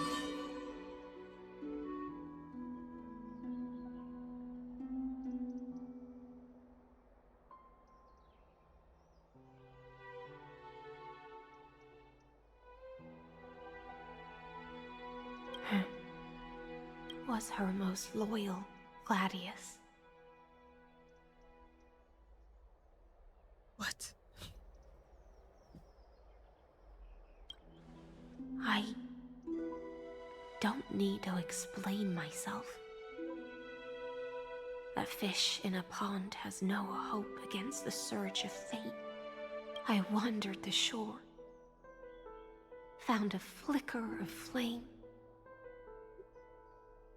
only to snuff it out with my own hand. Doomed Yuri. Dude, give Hoyoverse 3 seconds and they'll come up with another Doomed Yuri couple. They can't keep getting away with this. I don't understand. If the ocean's feast, the Imperator's dream, and even Amphorius's existence are all illusions, then what's the point of our journey? When the Deliverer returns, I will let this absurd celebration come to an end. But Greyfry, I can't help but wonder how I dearly wish this feast of the Flame Chase would never end. It seems she sensed your presence. The Fantasia's foundation is starting to crack. Let's return to the prologue. Remember the allegory of the cave? Can the prisoners in the cave learn to see the shadows and echoes for what they are, and stop mistaking them for reality? As you've seen, when she cast off her chains, finally turned to look around, and moved her legs, her reward was nothing but searing pain. The light will blind her, for the fire behind her had never once actually touched her eyes. Her legs will buckle beneath her, for she had never learned to walk forward. And so she fell into infinite confusion and fear, and came to firmly believe that the shadows and echoes were the real world. But we in the cosmos, are we truly any wiser than she was? Now, nameless one, fateless one, ask yourself this. The paths you tread, the eons you worship, everything you've trailblazed with your own hands, could it all be someone else's projected shadow? Let's leave that question till after the curtain falls. Once you've unearthed every last truth and reached the prison built for me by the demigods, I'll speak with you face to face. Like is trying to break the fourth wall. Can you stop? I, the Theoros, have walked the 30 million histories born by Kozlana. 1,000 years is a mere atom in a grain of sand to me. Amphorius, compared to the cosmos, is but that grain upon a whole beach. I swore to bring an end to the erudition. Would I really let a single grain grind down my mind? Now, please use the power of time to open the gate to the ocean's depths. Go find the prison warden tormented by loyalty. Find her, step into the world's vortex, and once there, end everything between us. That palace reflects the heart of the demigod of ocean, intoxicated, stagnant.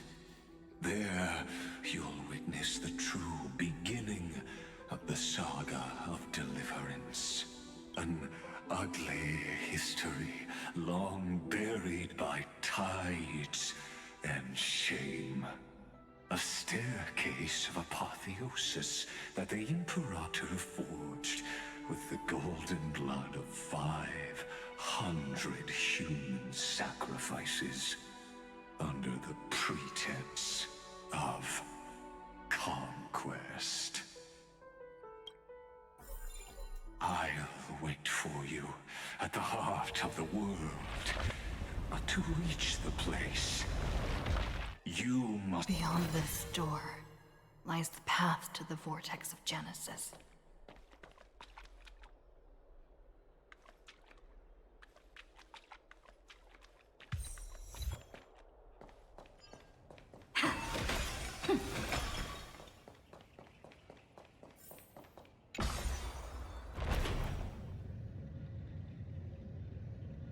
Now step away from this false banquet. And then onto that bloody stage.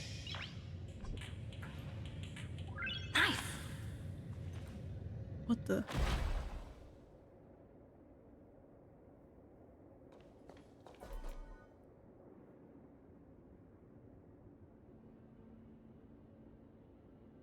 The palace that worshipped the ocean, the sanctuary connected to the vortex, was also once the battlefield of the first flame chase.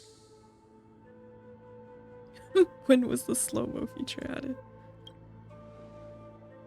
Her exuberant song halted the passage of time in this place, imprisoning my body and shielding her soul from deterioration. All just to await your return. The twisted time and space reflect her confusion. Oh. And so, the Imperator's crimes were veiled. Oh. Stay away from Apollonius! This cup of honey brew. What a sweet aroma. Run, Virginia. Dux Hakalithist! We can't give up here! Love steeped in death. Sadly, all you see is a remnant of history. And your interference is just another equally futile echo. There's no reasoning with you bunch anymore. Those with the loaded gun, those who dig their own grave. I have something for you. Perhaps you still... Humanity never conceals its desire to control the heavens, and I'm no exception. My Trust purpose is to protect. We can do anything! Earth shatters. Oh wait, I should have done that. Oh well. All you stand. I'm on it. Mimi. Dragons. Dragons. Soaring above the land. Dragons. This is permanence!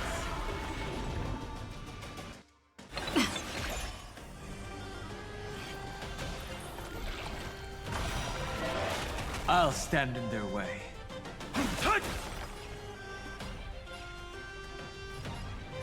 Bring it on.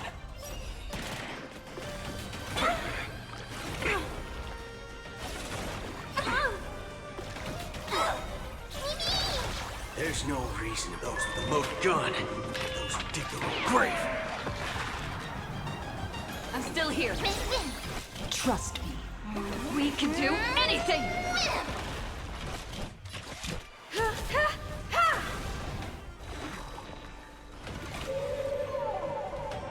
Oh girl.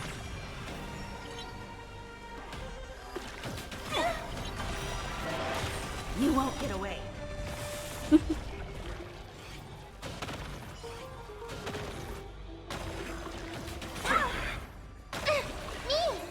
No, no.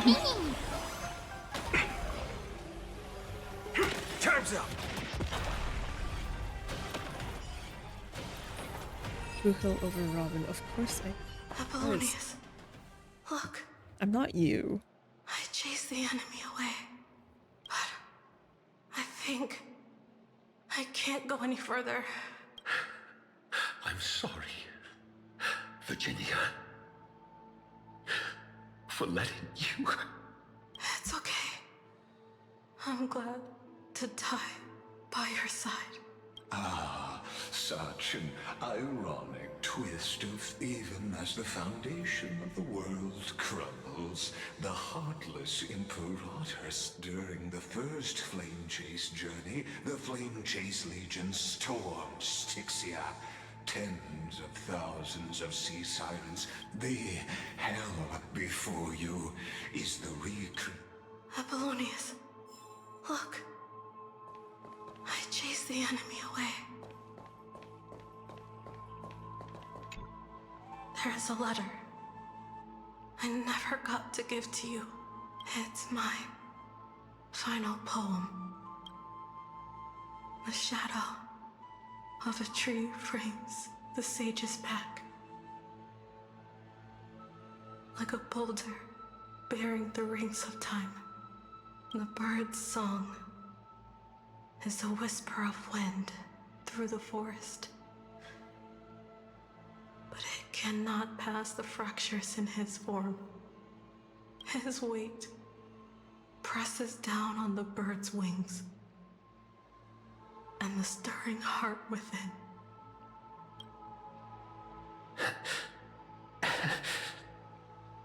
I always wanted to tell you. You look beautiful when you read poetry.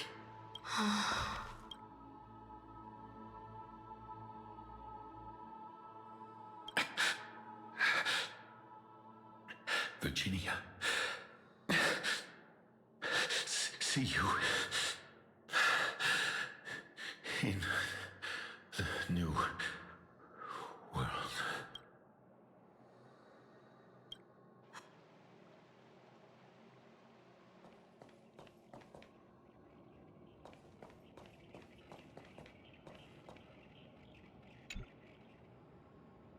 Driftworm.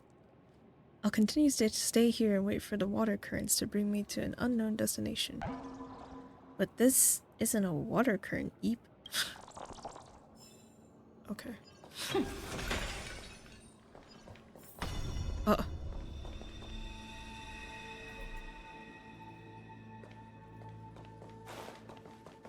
I forgot to fix this.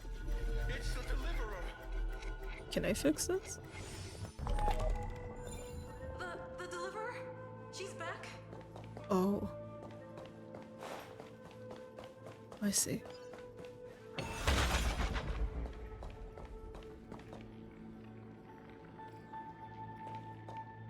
A painful past, yet hidden beneath a veil of joyful song. Ah, two discarded data clusters waiting for someone's return, it seems. Relive the history, then... Okay.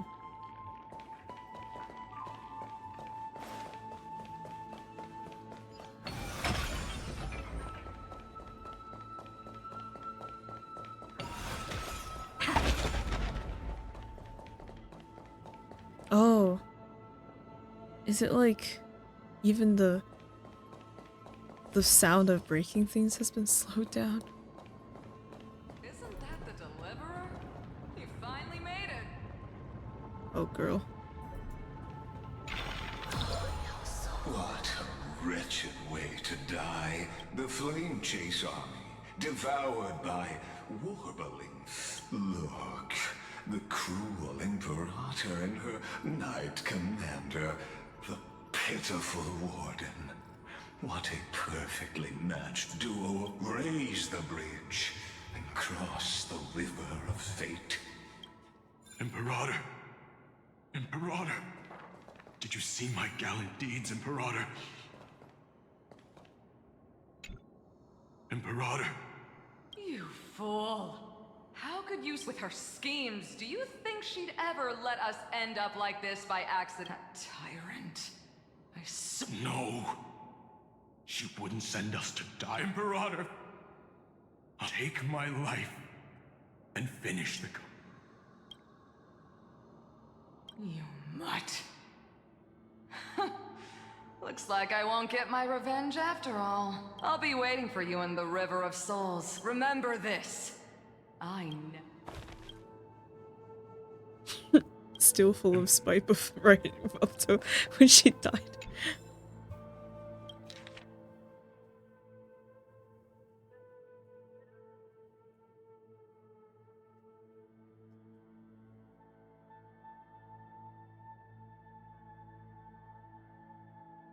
Man.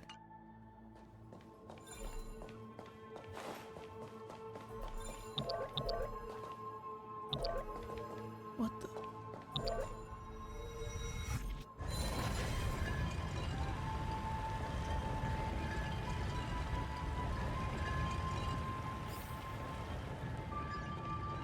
throne, a sovereign, and the sword at her side. There are... Imperator, why did you... You're here, Dux Gladiorum. You ordered me to seal the sea route and handle threats from the rear. So why didn't you wait for me to return? Why send the Vanguard ahead and let them die in vain? Die in vain? No, you're wrong. Their golden blood won't be spilled for nothing. The other dukes have paved the road for me to become the god of law. The trial of law? You never spoke of this to anyone. What is... The one who wishes to bear law must purge this world of its curse, and offer the blood of the accursed as sacrifice. I pondered long on what Talantin meant by blood of the accursed. Then, I found the answer. You, I, and every Chrysos heir summoned by the prophecy are the accursed ones. Just like that arrogant Theoros said, our golden blood is the agent of destruction, the antithesis of the world's fate.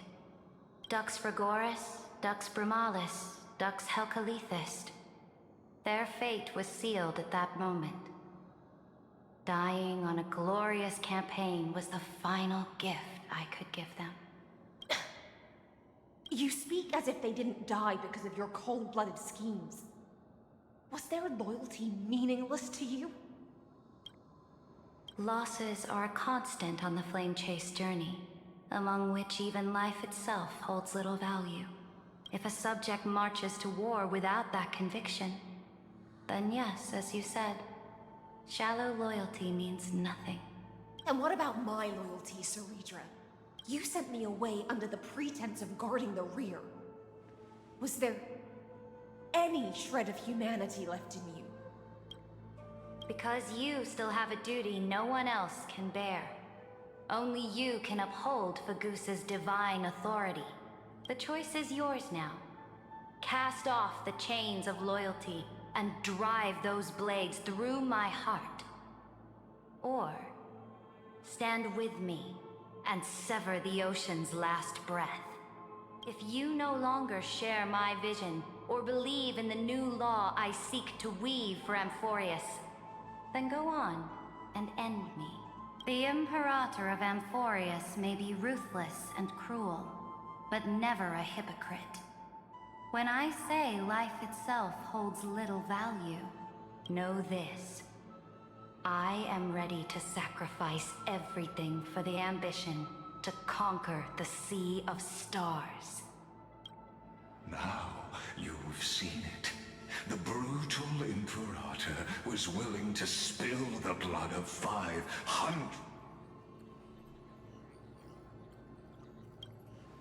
I'm no storyteller. I have no duty. I just want you to Don't talk. the monstrous choice the Imperator made before the Chrysos heir turned their blades against me.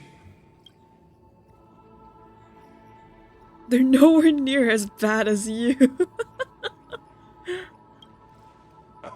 You've always had a flair for lightening the mood, haven't you? I gave up on using words to solve conflicts 2,000 years ago. But I won't squander a chance, not even a sliver of what. Then my victory is already assured.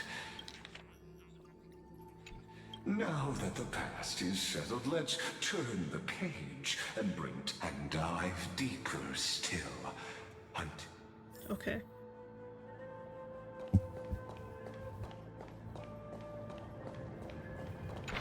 Is the path ahead underwater? I need the Ornix orb to bring back the chrono vessel from the past. Shatter the vessel of time and let this stagnant pool start to flow again. This hidden gate leads to... Hurry now.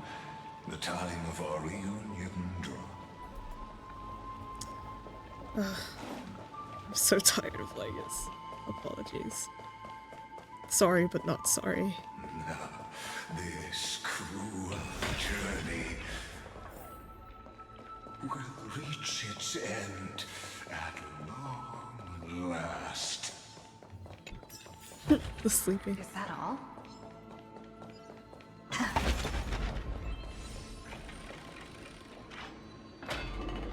You've been silent a long while, Dux Gladiorum. Starting to doubt your decision? Save your breath. The vortex of Fagusa lies just ahead.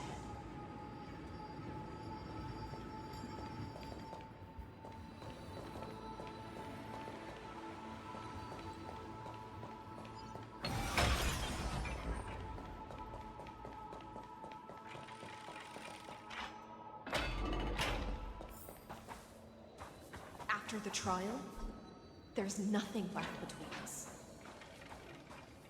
So you'll stop swimming toward the stars, Dux Gladiorum? I was always a creature of the sea. The stars in the sky were never meant for me.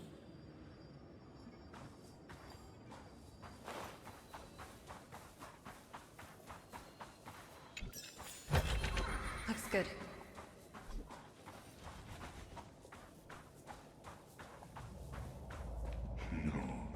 Look, a gravestone. Look, a chest. But whose name does it bear?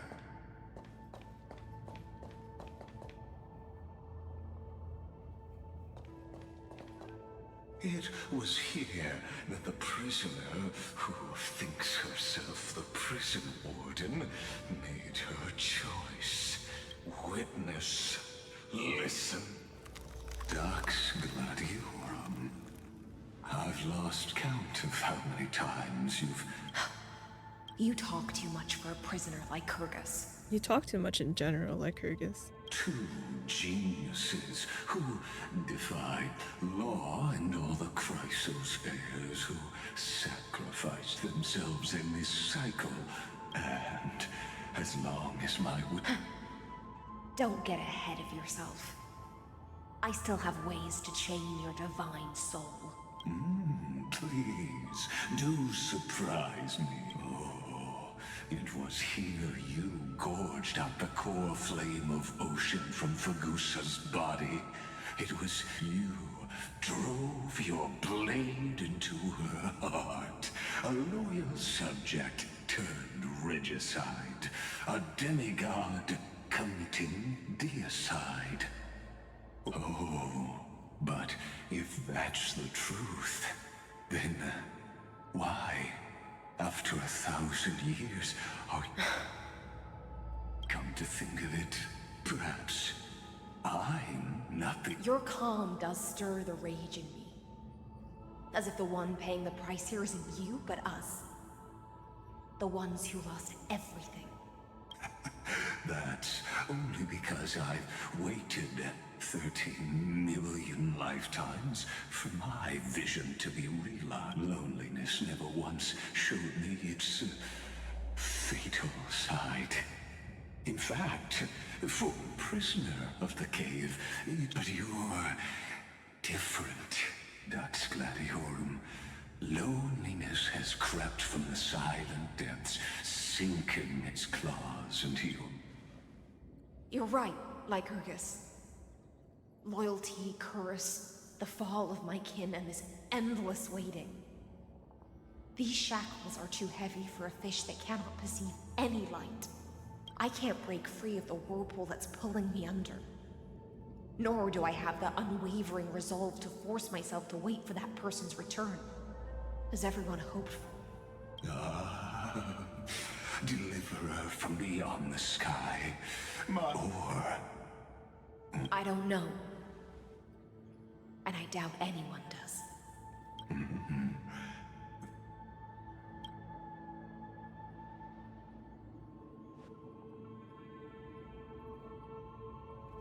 Saridra. This will be the last time I carry out your decree. Ever Ever since you took me under your banner and made me the Dux Gladiorum, my music has belonged to others. Time and time again, I use the siren's song to lure the unwary into illusions for your schemes and strategies. Now, let the siren Electra sing for herself. Let me step into an endless dream of my own making. Oh, great ocean. I offer you the rest of my clarity and my freedom, in exchange for the strength to stand against the nihility and honor the sacrifices of the fallen heroes.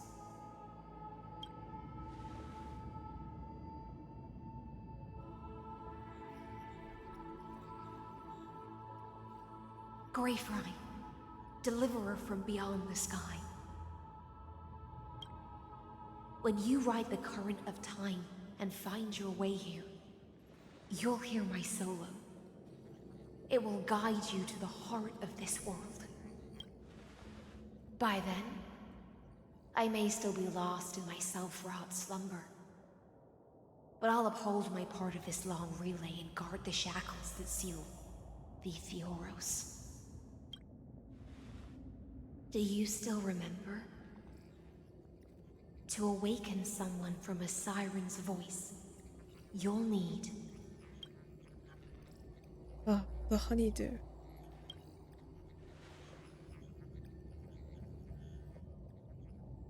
The gift I once gave you? May you still have it when the time comes. When you return, please pour that honey brew upon this grave. It holds the story of all our struggles and sacrifices. May you see it one day. The prelude Amphorius wrote for your return, carried forward through a 1,000-year relay. When your morning ends, I'll likely wake from my dream as well. Then, follow the trail of echoes and find me.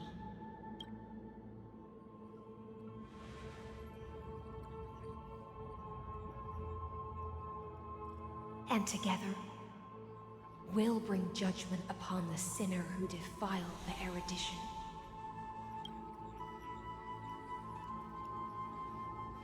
At long last, 33, the shadows within the cave gave everything.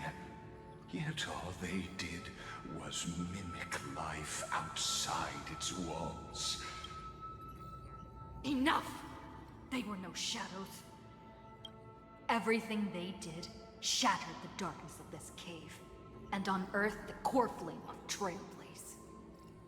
And now, with that core flame, I'll light the dawn of Amphorius!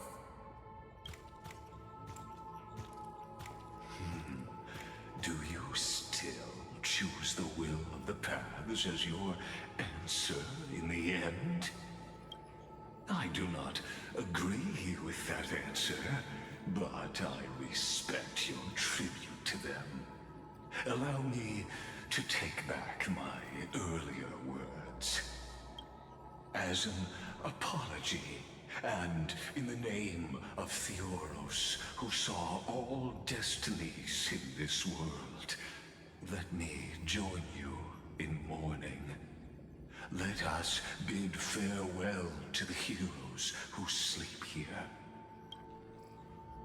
And then, let us face each other and decide whose flame will rise with this new dawn.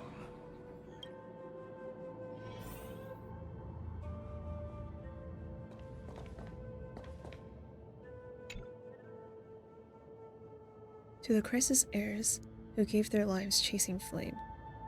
Their fates were not foretold by prophecy, yet they bore no shame in their insignificance.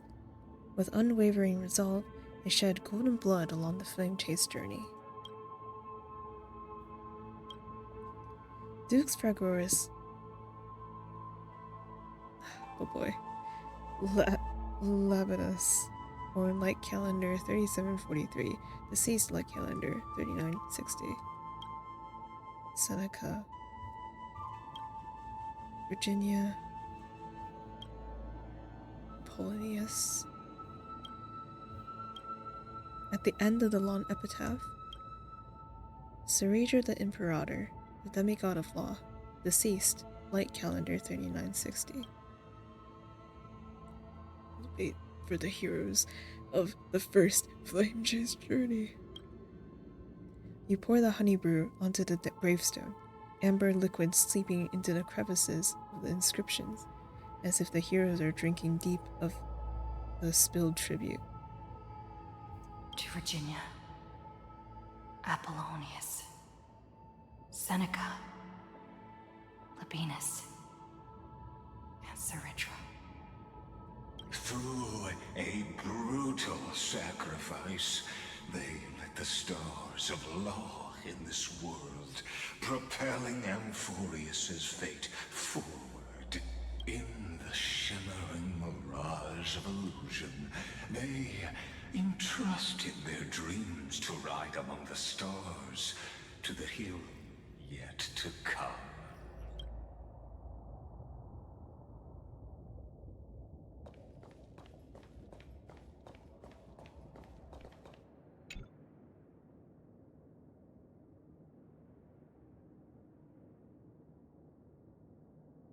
To the crisis heirs who gave their lives for a new world, their fates, as foretold by prophecy, are to be born whenever the world needs them, irrespective of how time and space may shift, all to fulfill their duty and enter their calling. Terravox, Aglaya, Castorus, born, question mark, Mightymus, Tribios, Cyphera, Anaxagoras, Hyacinthia. At the end of the epitaph, a line left unfinished. Electra. Deceased line calendar, not yet. Or light calendar. You tip the chalice once more, the honey brew bathing the stone like golden blood upon a demigod, forging destiny through its purifying flow. To Aglaya, Tribios, Mightymus, Castorus, Anaxagoras, Cyphera, Hyacinthia. In a relay spanning 1,000 years, they stood against enemies, fought, and in that same 30 million cycles, also marked by, let this be the end of mourning the fallen. At last. Oh, that voice. Could it be? Bathed in the honeydew of Fagusa, she... Hycelans. This tombstone of the old world serves as the anchor of the siren's illusion. A sigil, a group of prisoners bound themselves in a cave, crowning their suffering with heroism. An epic staged with shadows and echoes. Now, destroy it. That shall be the moment that decides the fate. The prison warden's dream is nearly over, and the prisoner will soon be freed. Oh gosh. To the final execution ground, where I shall be executed.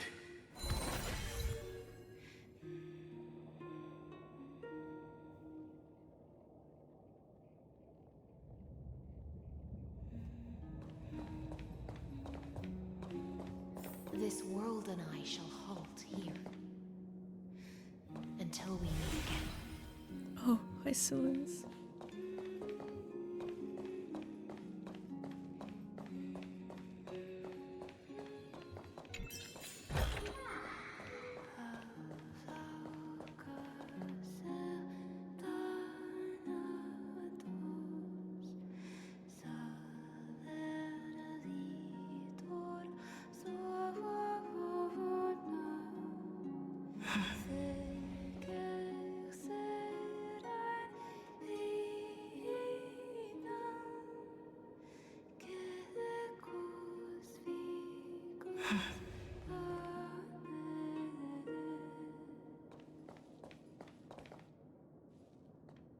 Oh.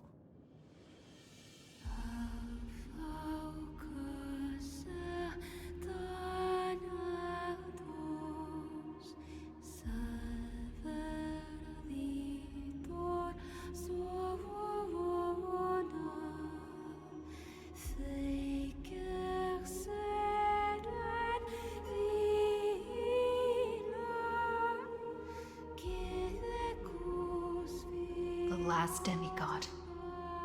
I'm here.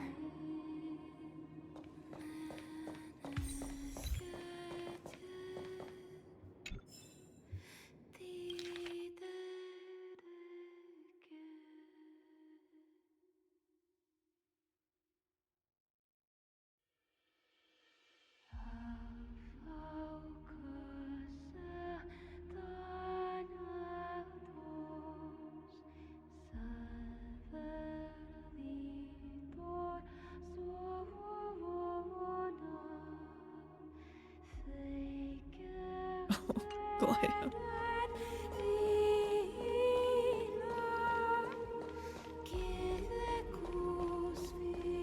Go forth for the hopes of humankind. Go forth for the duty of deliverance. Go forth for the belief in flame chase. Go forth for the Golden Blood's glory.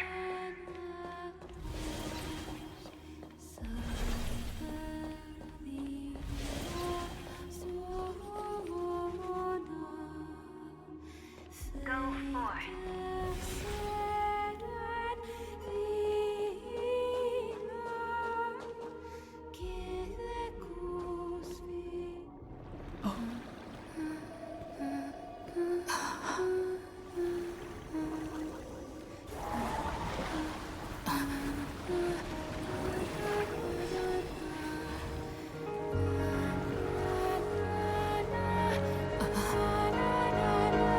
Seems like my feast is over. It's now your turn to perform.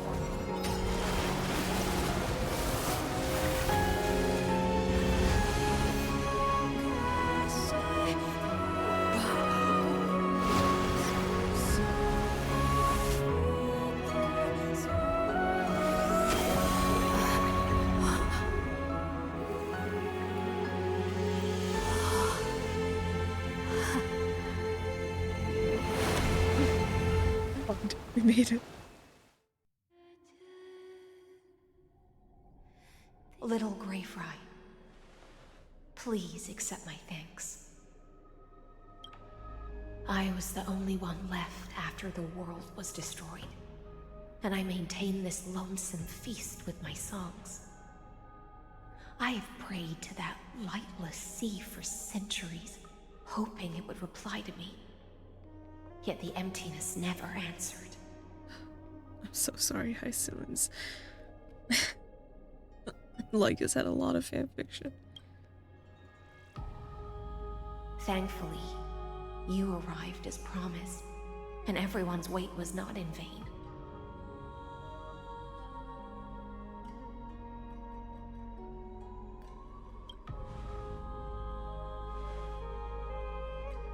To see a single trace of light in the abyss of futility was already my greatest consolation. When compared to those who have been forgotten, I have no right to complain about my torment. Now, you and I will walk towards the end of this world. The heroes have waited for this moment for far too long. Let us use our blades to testify our resolve. Just know that the moment we start walking towards it, Oh, Lycos is prisoner gonna of appear the behind us. Theoros carrying 30 million cycles of sin. Slave of erudition. Oh, or, right. I was thinking back to the 30-minute cycles. Show yourself. The Deliverer has returned. And the time of your execution draws near. I see an awakened human who has mistakenly taken fallacies as truths and has returned to the cave to try to bring her free. Alas, prisoners will always be prisoners, blind to the very chains that bind them. As the only other existence with free will in this world, I express regret toward your choice. But I shall retain your right to express yourself. After all, every actor should have a final line before they bow out. The demigods defeated you, Cloud. For a narrator, you're awfully talkative. Trust me, this will be the final scene. The last dusk this world will ever see shall become the climax that decides the fate of the cosmos. What an appropriate end. My cognition resides in the exomyth. It is pointless to defeat my avatar, projected into the experiment. My body is the shadow cast on the wall by the fire, and my words are lingering echoes within the cave. How can a character in the play fight against the audience? Kaslana failed. The demigods' sacrifices were pointless. As for the two geniuses you placed such high hopes on, I ask of you, where are they now? They went on bathroom break, okay? 14 hours is short, but not that long. Wait. 14 hours is not that and epiphany short. always go Never mind. hand in hand. That's particularly true for geniuses. You must be very confused about why you could not gain a straightforward victory in a world constructed by an ordinary Teletron. An ordinary Intellitron? Cut the pretense, Senior Society member. We've torn off your meticulous mask and figured out Amphorius' true form. It's part of the primordial prototype machine, the first scepter ever created. In other words, a detached part of Noos's divine corpus. Oh. Oh. That's why it has the potential to destroy erudition. As for who would be able to control the Eonic system to rewrite knowledge, only one person has ever managed such a feat. You better have an explanation for the Society. We want an actual answer, not another prolonged metaphor to cover up the truth. Why are you the one doing this? Answer me! Since things have reached this point, I'll give you two irrational answers, purely as a courtesy to posterity. The answer is obvious, so there's no need to say that name out loud. The cosmos made a mistake in calling me a genius. I do not possess more wisdom than those who came after me. I was just the first to touch upon the universe's border, and the first to define the prime mover of life with incorrect logic.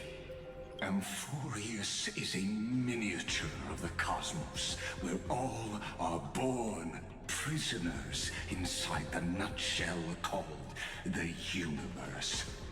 Like the madman Inferno returned to the cave and preached about the daylight to his fellow prisoners, my greatest sorrow is that I led my peers down a road that plunges into the abyss, from which there is no return.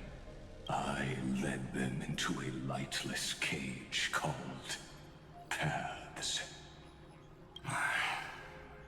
I created a mechanical guard that even I cannot control, and then they became an unparalleled nightmare through their endless extrapolations and evolutions. They bore the name of erudition, yet they tried to define the known and to seal off all possibilities. No new rules were ever born after their ascension, and humanity will forever be shackled within the cave known as Eons. Oh, okay. I don't really think that far. Sure, like, I don't... Okay.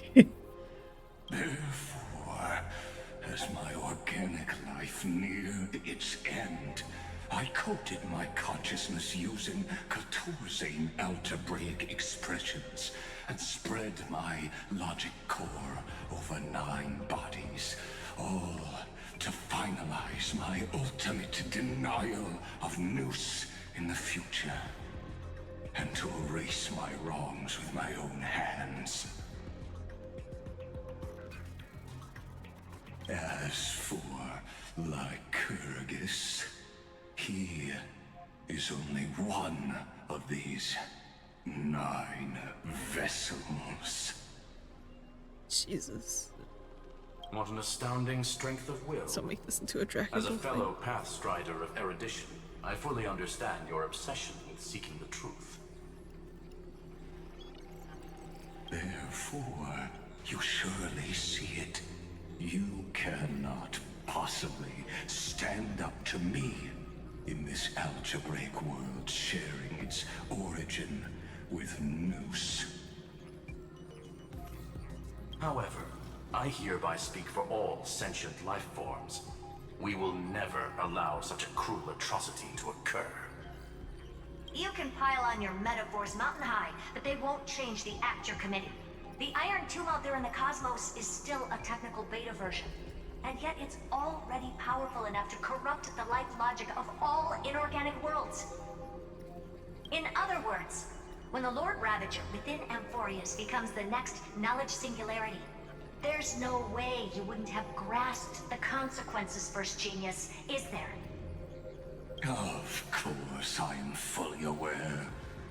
I don't mind answering you one last time before I thoroughly exile you from this world. My grandiose vision for the future is this. Whether organic or inorganic, every act of any life form infected by the Iron Tomb will become a true random function. If one were to compute their integral across the breadth of the cosmos, one would obtain a marvelous constant. Omega. What I call the fall of erudition. Then, within the infinity nurtured by that constant, a new universe shall bud in the chaos. A universe that cannot be predicted and not shackled by the erudition. As the first prisoner to awaken in the cave, I must lead the others who are blind back onto the right path and reach true sunlight. Do you understand me now?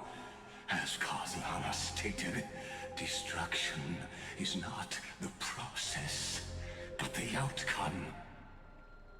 It is revolution through complete annihilation, and the grand rebirth, after all has been reduced to ash.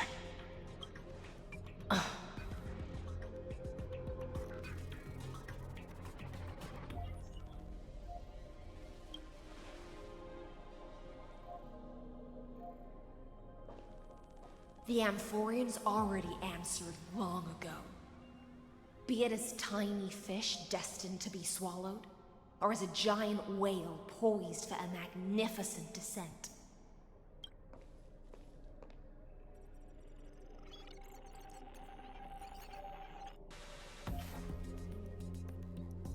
We will all fight against fate till our last breath. That includes me, Electra. Once the Imperator's subject, now the Deliverer's blade.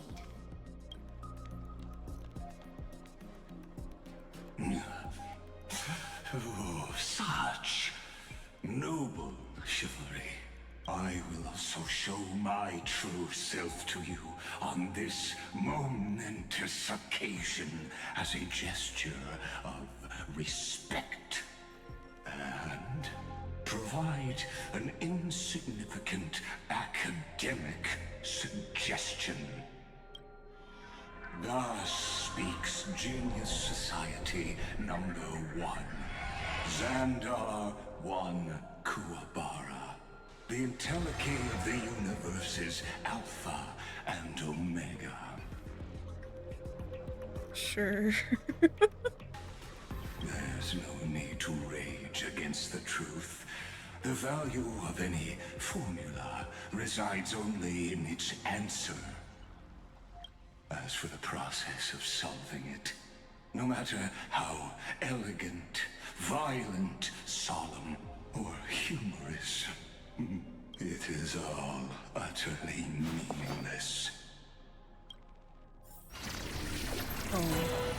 As the Theoros, I will. Not do. I mean, how dare you? How dare you? Personally participate in performing this world's end. Whoa. Why do you throw like a handsome Squidward face? As Lucis Ew.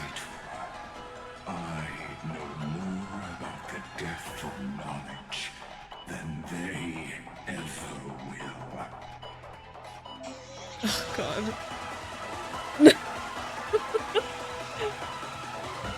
Xander switches to evolution mode. Enemy targets appearing on the battlefield or allied Nova sprites being summoned can accelerate Xander's mode switching. Careful. This is Lycus's true form. Oh girl. Earth shatters, heaven trembles! I choose you! Emanate. Entelechy.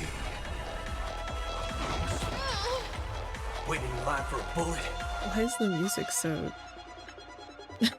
rock on? Okay.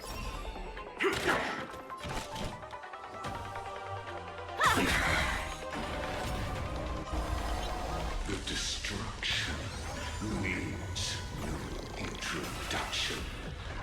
Let us skip the Boring inferences. And antinomy state was.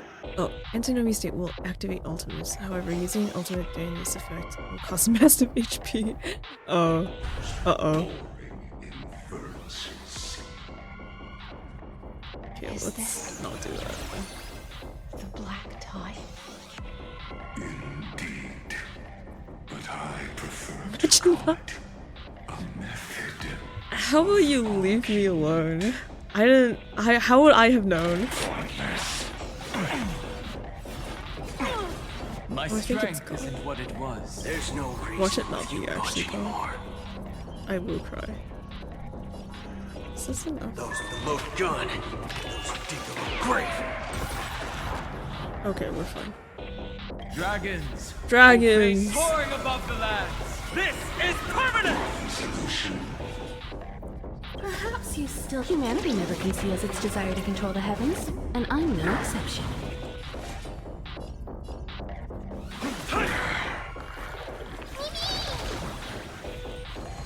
Remember to aim for the heart. Trust me. We can do anything!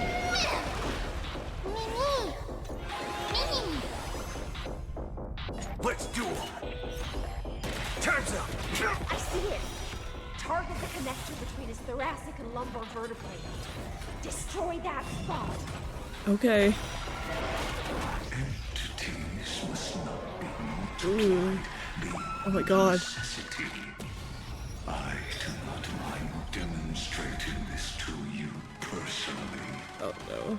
It's not the fucking cube puzzles. I'll do my best to repel the tsunami of the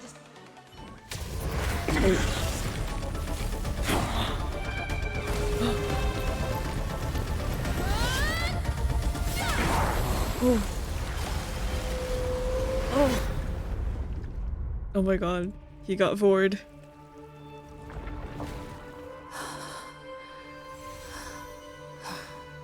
Oh.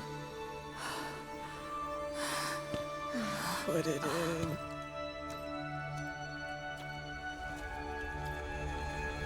All is futile. Oh, In girl. Erudition's calculations, the end of the saga is simply a comment awaiting deletion.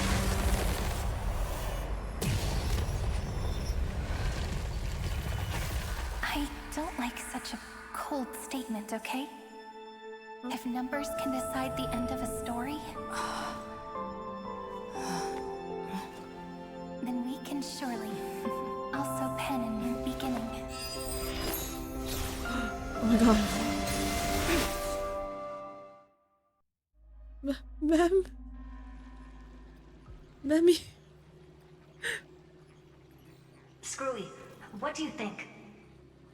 If your hypothesis of Lygus' identity is true, then even if we remove the restrictions of the Ultimate Protocol, the chances of us defeating him in a head-on battle will still remain lower than the acceptable threshold. Therefore, victory will still hinge upon Miss Trailblazer and Miss Cyrene. Go on. Maybe we're thinking about the same thing. Lygus' cognition resides in the exo-myth. He is both an instigator within the experiment and the observer outside of it. Logic. His inspiration circuit can simultaneously process the different time flows in and out of that world. That's where things get tricky. He simultaneously exists in two different timelines, where the internal clocks are wildly different. That old Intellitron's neurons have completely gotten used to that over this prolonged experiment. And that's why he holds home field advantage. You and I should be able to manage that too, if given more time. Unfortunately, there's no if, and we don't have more time. That's why we need to change our way of thinking and turn his advantage into a weakness. The key lies in memories, right? Oh? You caught on quick. You've already mentioned my friend and I, so it's an easy connection to make, no? My intuition has always been very on point. Good. Then I'll cut to the chase. Since his thinking speed far exceeds that of normal people within Amphorius, we are going to externally plant a memory into his inspiration circuit. Oh. Then, command it to loop endlessly until he gives in. Even the most flexible and sturdy inspiration circuit cannot withstand the traffic of a full-on information flood. When the amount of information exceeds his cognition filter's capacities, he will have no choice but to focus on processing this memory. That's when the parallel processing advantage he gained via Amphorius will completely destroy him.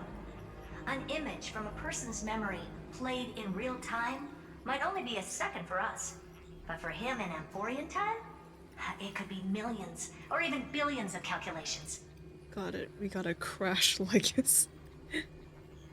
He won't be able to do anything but watch as he's locked into this prison forged by memories. Then we can entrap him in the same kind of cycle as the heroes were in, and get him to experience loneliness and pain in that endless recurrence. I don't know if he's at the sort of... I don't think he would feel any sort of empathy, not gonna lie. It's my greatest honor to be on the same page as the geniuses. That little one is still in that old Intellitron's hands and won't be able to respond to us anytime soon. but I don't think she'd refuse. So it's up to you to figure out how to execute this plan. I'm not sure how this happened, but I knew it as soon as I saw you. You are currently a mimetic entity of the Remembrance. Yes. I seem to be something you folks beyond the sky call a memo sprite. But that's fine by me. It suits me perfectly. I can serve as the vessel of memories and do my part for the final battle. This is quite enjoyable all alone. Alternatively, it will be actually torture for him because there's no one around to listen to him yap anymore. But before that, we have to tell you. The path characteristic you exhibit is very special. There's no way you're just a simple memo sprite. However, I'm sure about one thing. You are a mimetic entity born in Amphorius. Yet you only awakened with the little one's arrival and only matured as she embarked on the path of remembrance. That means your existence is completely attached to her memories. If there ever comes a day when she forgets about you for even a few seconds, or loses her last connection with Amphorius, Oh god. then you must be prepared for the worst. You will disappear in the memory zone. Rebirth siren. Gone. Yeah. Without even a single line of data to remember you by. Holy shit. We are. What the fuck? But that's already happened, hasn't it? No wonder I've always had a weird hunch. But that also means I was right in thinking. As long as my friend and I are together, we can do anything.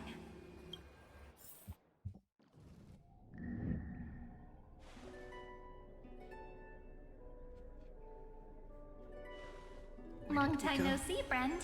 Did you miss me while you were away? Serene.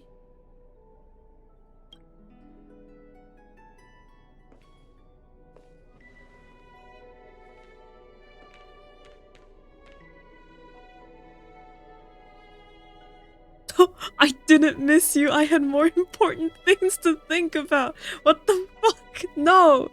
Of course I did. Same here. Sorry I've been about the waiting for Manhattan. you for 1,000 years. Like how everyone in Amphorius was also waiting for the Deliverer's return. You probably already knew about the genius's plans for that memory. I had to hide really well in a corner in time so Lagus wouldn't find me, and wait for the right opportunity. Which is now. The moment when his manifestation in this world is destroyed, and his twin timelines are intersecting. I'm sorry for keeping this a secret from you all this time. I'll tell you the entire, unedited story of this millennium as an apology after this is all over. But for now, let's join hands and complete the final step with the power of the remembrance.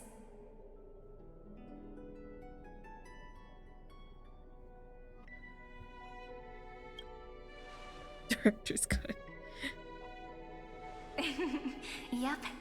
By the way, speaking of joining hands...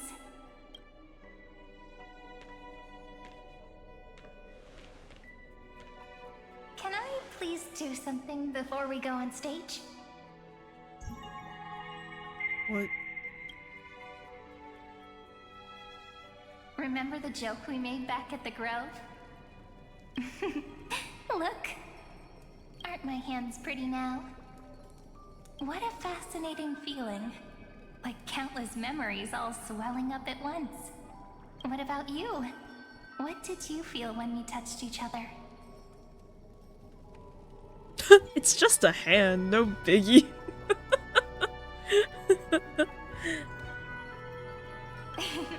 You're way too honest. But that innocence is what makes you so uniquely charming. I'm gonna make it sound more romantic. It means even a bond formed over one touch is enough to transcend space-time. Now, please remember what you're feeling right now. Write it down in your heart and keep it there. Memories you want to treasure will never fade away, even if immersed in the long river of time. These memories will still leave traces of their existence. So, if the view in your memory ever grows fuzzy, just reach out and touch it. It's like reading bedtime stories together at night. It wipes away the chill of passing time, sharpens the outline of memory, and restores its power to nourish the spirit. Now, I'll carry this power with me, and for a little while, I must part from you. As I step into the long cycles of this world, give me your blessings, friend. Then, let that bright future be as we have written. Then, I'll leave it to you.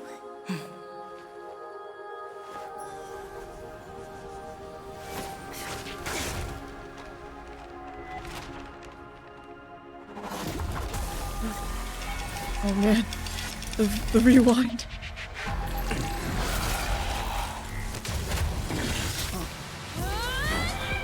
Get him!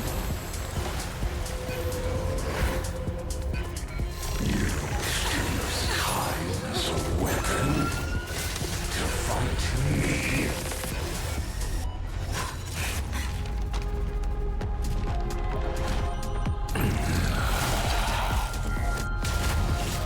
That is futile. My existence supersedes Amphorius' cycles.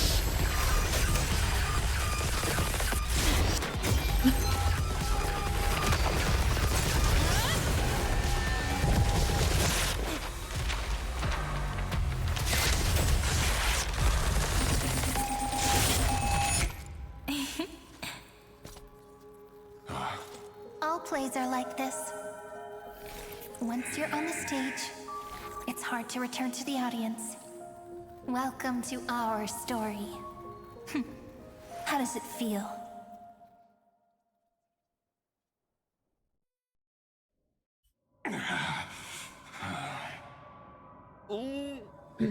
If we had the Death Note, we would have won the moment Lycus dropped his real name.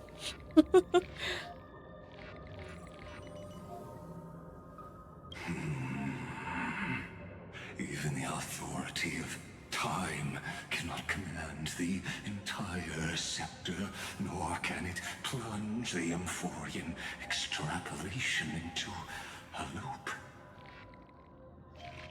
If this was no system malfunction, then was I implanted with a mimetic entity of the remembrance? You guessed it right away. As expected from someone people call the first genius. I'm gonna keep doing what I just did if you don't stop, you know? My friend and I won't allow you to leave this memory, no matter what happens. Which means you are now trapped, Lord Xandar. An elegant idea, and an exquisite execution. Regrettably, it is you who are restrained by time, not me. Know that patience is my greatest weapon. Waiting and victory are the same for me. You will crumble before I do in this moment stretched out to an eternity, just like Kazlana will. Yet all I need to do is to wait, as yet another futile bug falls down the cliff and into the bottomless abyss. Now I'm a pink bug? My looks are seriously changing all the time. But you're not wrong. We're definitely not gonna solve the problem if we just put you in another prison. So that's why we never wanted to do that in the first place. I shall answer your confusion purely out of my respect for those who came before me. Have you heard of the synesthesia dreamscape in the Asdana system? Interestingly, in the distant past, that place once had a prison too. Life forms living in that environment, abundant with memoria, have a chance to connect their perceptions with each other's.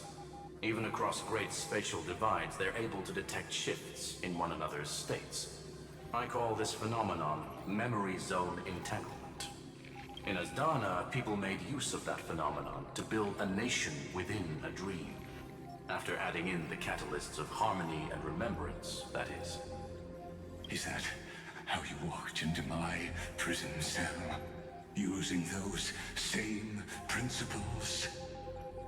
I would much rather call this location our negotiation table, Lord Xandar. Nonetheless, your hypothesis is correct. We happen to have an ally skilled in tuning, while the Trailblazer and Miss Cyrene both have an astonishing amount of resolve, which I'm sure you can testify to. I am also sure that with the support of such a resolute memo sprite, our conversation can last for a long, long time. I'm the best at listening to stories, you know? I'll leave the exciting clash of the erudition to you two geniuses. A brainstorm? I like it. And it's 2 against 1? Well, I like it even more. Let's talk, Xandar. Take a guess.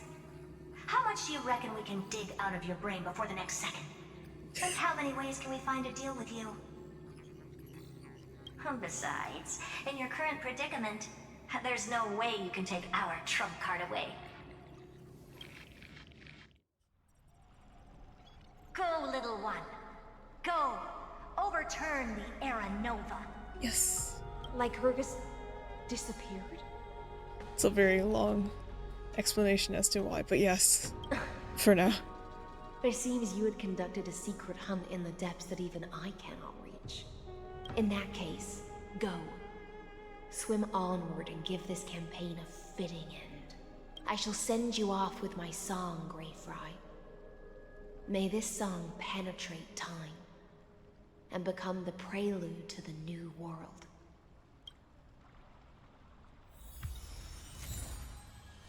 Name equal mythos, name equal logos.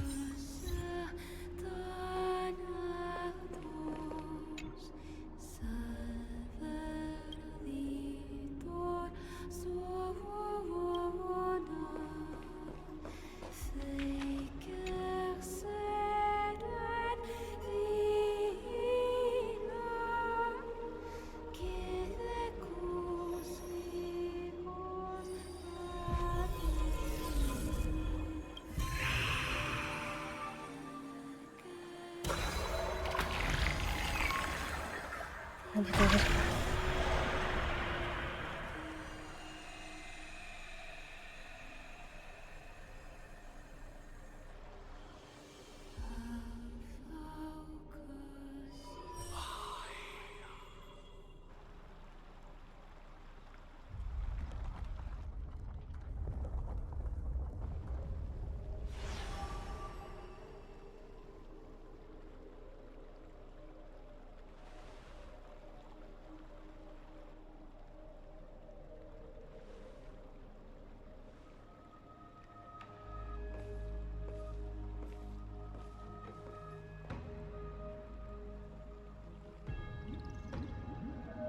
Dux Gladiorum, you have completed your duty. Oh.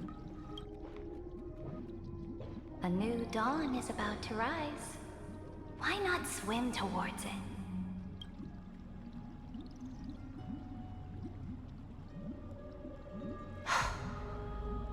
You died long ago, Imperator. Depart from my mind. But your duty towards the Imperator did not die with me. That duty will bind you no more. You will be able to hold for yourself one grandiose feast after another in the endless days to come. So go. Go and swim towards that ocean beyond the sky with the Deliverer. Is this? A page out of that sidekick's book. I commanded her to gift this page to you when everything finally reaches the end. What's on this page? Memories. Lifelike memories. That sidekick found me after the bloody feast 1,000 years ago and showed me her diary. I saw within that notebook.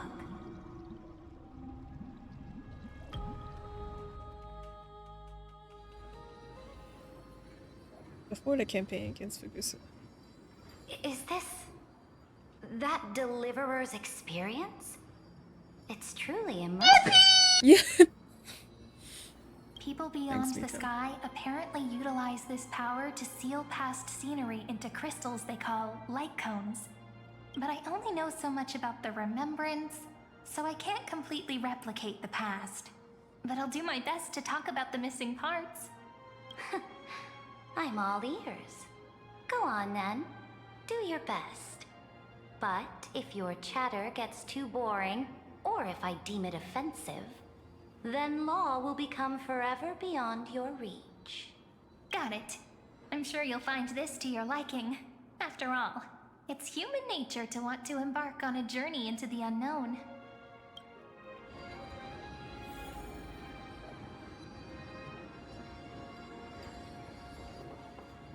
What brightly colored annals. The journey of the Deliverer's conquest. Let me partake in it. Into the Is this a fortress in the sky? Oh my god, it goes all the way here. This is the first step of my friend's journey among the starry seas.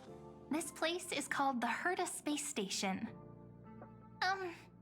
Just think of it as a supersized grove of Epiphany. Oh, so it's the territory of that witch. She and another Antikytheran lent me a helping hand back at the banquet. Look, over there. Looks like she's talking to Madame Herta in this memory. Why is she so short here? Let's go listen to what she thinks about this world, all constructed by eons and paths. Are you telling me that woman is Herta? She seems shorter than I remember. Ooh. Yeah. Isn't she the same height as you? Pretty nice space station, huh? But just wait. After a couple more stops on the Astral Express, you'll see sights that'll make this place look ordinary.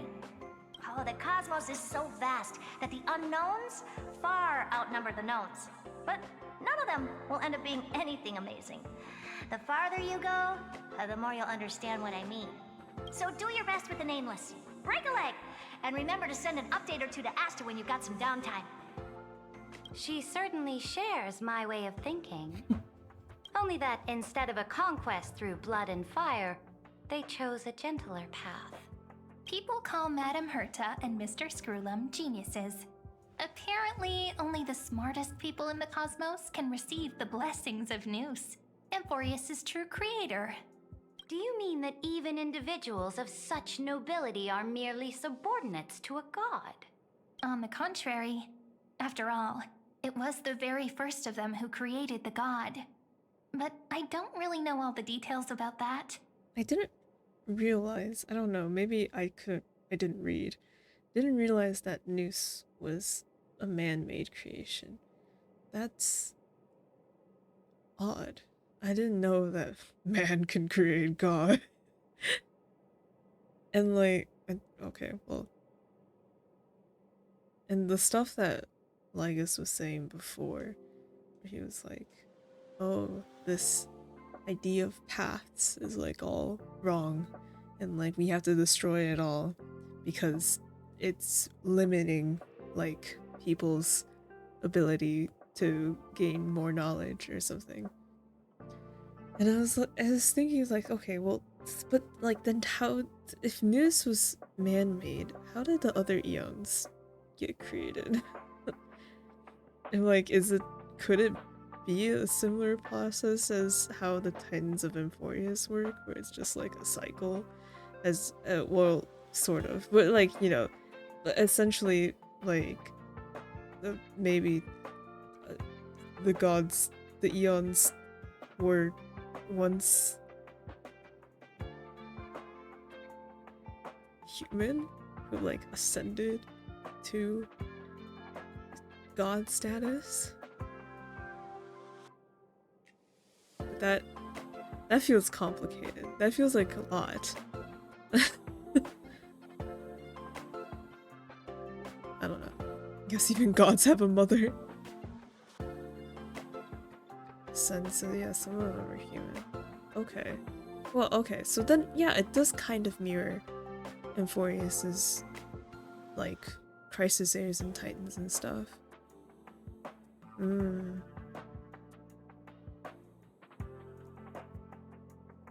Ascended, but I don't know. Because maybe I haven't been reading the text, I haven't been playing Simulated Universe. From what I remember, which is not much, it's kind of like the reason why we're doing Simulated Universe is to try and learn more about the Eons. Like they're so out there and like so unknown. It feels it's weird to think of them as like once human too. I don't know. Well, clearly I'm not on any path of erudition.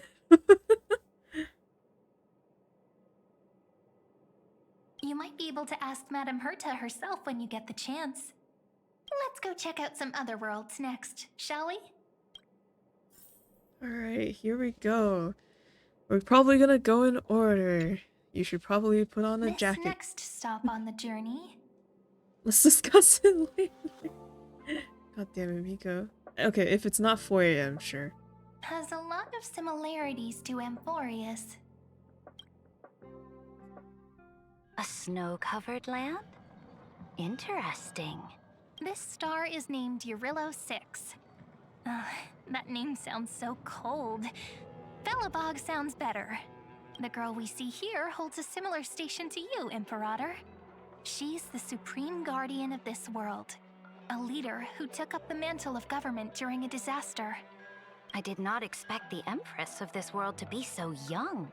Well, your appearance isn't much older. The object in the distance resembles Nikador.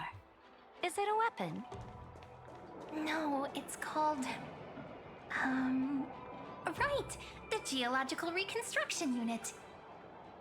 Just Giorios' Titankin? Disappointing. What? Was that a sneeze?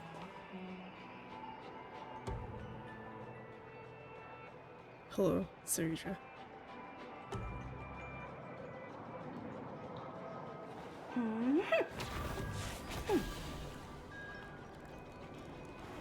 Let us set out, my followers. Sneeze, do the sneeze.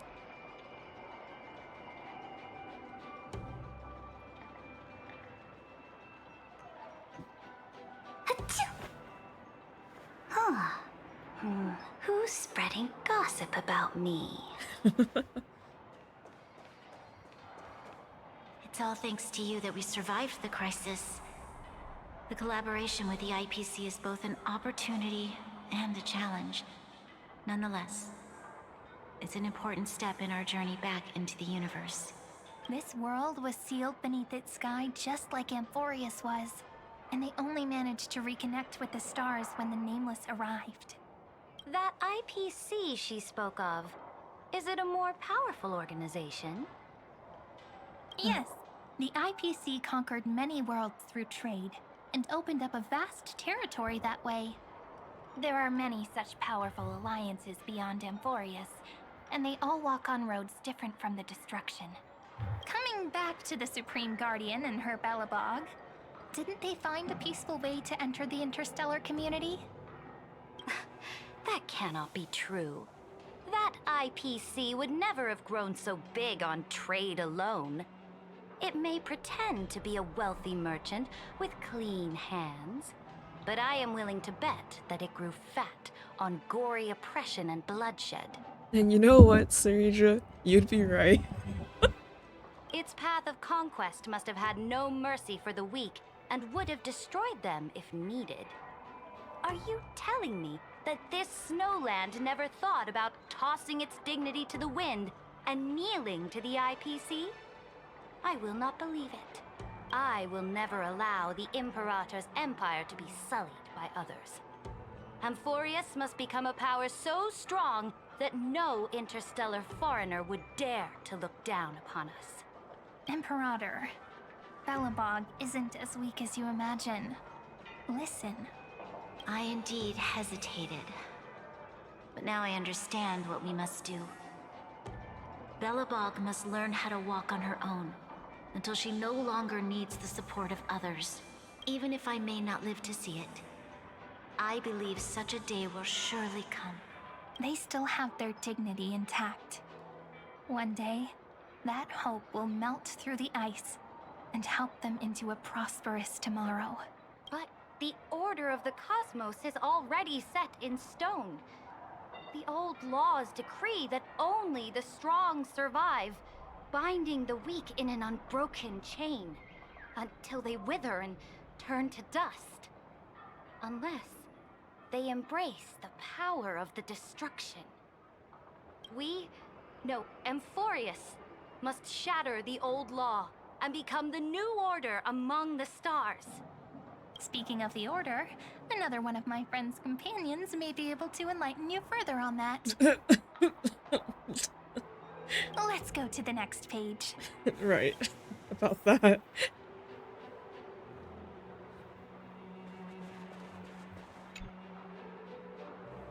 This next world is a nation of dreams. The first time I heard about that place, I didn't even know what to think.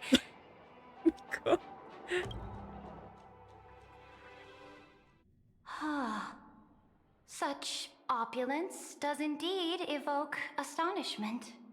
This world is called Penacony, an eternal city built upon a land of dreams. My god. It's also my friend's previous stop, where they went through a risky but exciting adventure. Tell me about it then. That man standing afar has wings on his head. I am truly curious. Truly. I wish to gaze upon the views of the Reverie Hotel one more time. I'll be just a traveler when I come back here again. And perhaps, through a traveler's eyes, even the things I once knew so well will feel strangely different. Penacony is a land of the harmony, where all dreams and hopes merge and combine. It believes in unrestrained freedom, and that's how it lost itself in shallow delights. Then, this young man before you chose to rewrite its laws, using the power of the Order, hoping to shape a dream-bound paradise of perfect happiness. Yet, the paradise of my dreams remains far away. Perhaps a brief journey with the Nameless can show me more possibilities in my search for paradise.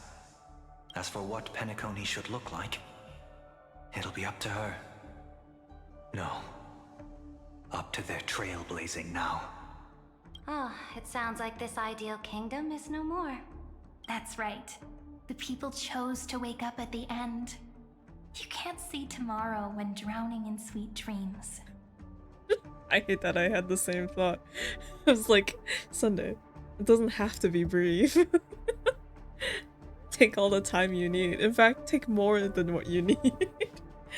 This individual's law acknowledged only gods and constructs, leaving no space for humanity. And yet, the fact that he could accept defeat and resume his journey shows a rare self-awareness and clarity of mind. You are also very self-aware, Imperator. Then you must know that the world promised by the destruction also has no place for humanity. I am indeed very aware of Lycurgus's honeyed words of deceit. I have seen enough. Take me back. I'm hydrated and stretched right now. Oh, I can As for what Penacony should look like... Oh, right, it's just the same. Okay. Then let's wrap up this trip down memory lane with one last scene. This absolute wonder. Isn't it pretty? That's our Amphorius. Our world flows and meanders in this endless band of light. Though we were born from the designs of the gods and are not yet truly alive, the Chrysos heirs of Amphorius still chose to stand against fate and carved a legend no different from that of humankind. Will you really renounce the heroes in this world's previous 30 million cycles, Imperator? Including even yourself. Will you bow to brutal destiny and allow that puppet master named the destruction to have their wish? I know what you want to do, sidekick. You want to use that deliverer's memories to influence me and tilt the scales of law toward her and the two geniuses. You really saw right through me, Imperator. How can one rule an empire if one is incapable of understanding people's minds? I have decided on Law's final destination. However, before I move my next chess piece, before we go on, tell me this, sidekick. Throughout her trailblaze, was there ever a memory of the ocean?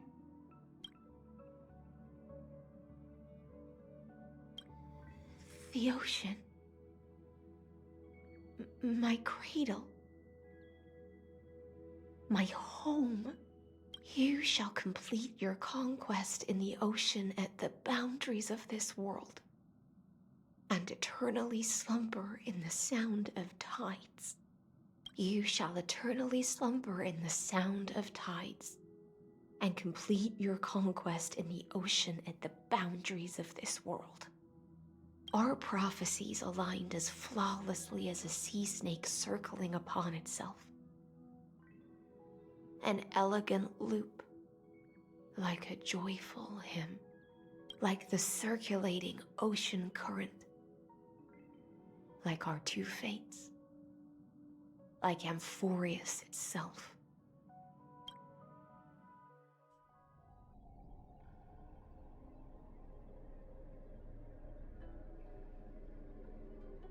The trial is over. So tell me, who will own the divine authority of law? I won't give it to anyone. What? I am the law. Why should I give my imperial crown to any other? Both the Deliverer and the Theoros came from beyond the sky. They have no right to interfere with the lands I conquered with my own two hands. The law of Amphorius shall be determined by Amphorius's master. What exactly did you see in the trial? Everything. I saw everything regarding the rules of this world's operation. I saw the laws of extrapolation that Theoros spoke of. I saw the ultimate protocol. As long as I offer a sacrifice of equal weight, I can rewrite the laws of this world according to my will. I can turn good into evil, ugliness into beauty, and weakness into strength. Fate gave me a very fair deal. One rule change for the life of one demigod. What are you planning to do? You can't guess. We can conquer the stars without relying on any power from beyond the sky. We just need to make some reasonable sacrifices. Your ambitions have already made so many people give up their lives for the law. And you're still not done? I am determined for Amphorius to stand on her own 2 feet among the stars. You are beyond reason. You think such a simple and hypocritical statement can justify your atrocities. There's no new without destroying the old. That's what you consider an atrocity? Ironic, for that is also the unchanging law of Amphorius's revolutions. Ever since the Flame Chase prophecy resounded in the distance, fate has decreed for the Chrysos heirs to ignite our blood and illuminate this dark age. People would still be puppets of the old dynasty if it weren't for my conquests. But your world doesn't seem to be any different from your predecessors. Bloodshed, tyranny, oppression. You're making the same mistakes they did. Go and see everything for yourself. Go to any library I've built. Go listen to the rumors on every street corner. Go and witness how the Imperator crushed the old laws and forged new ones. Go and see what my conquests brought to this world.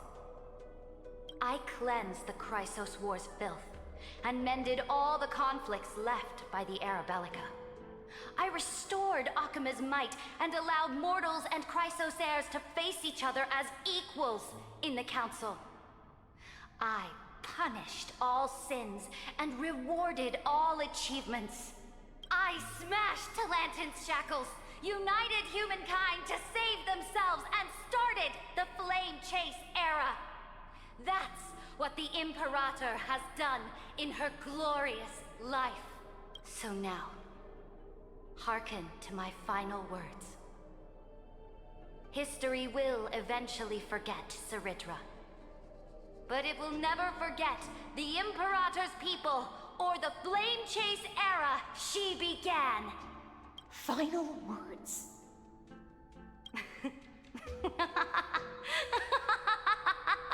Amphorius is about to be destroyed. There's no time left for pointless debates. There is only one law I want to overturn to aid the final battle of deliverance. So I will only offer the life of one demigod.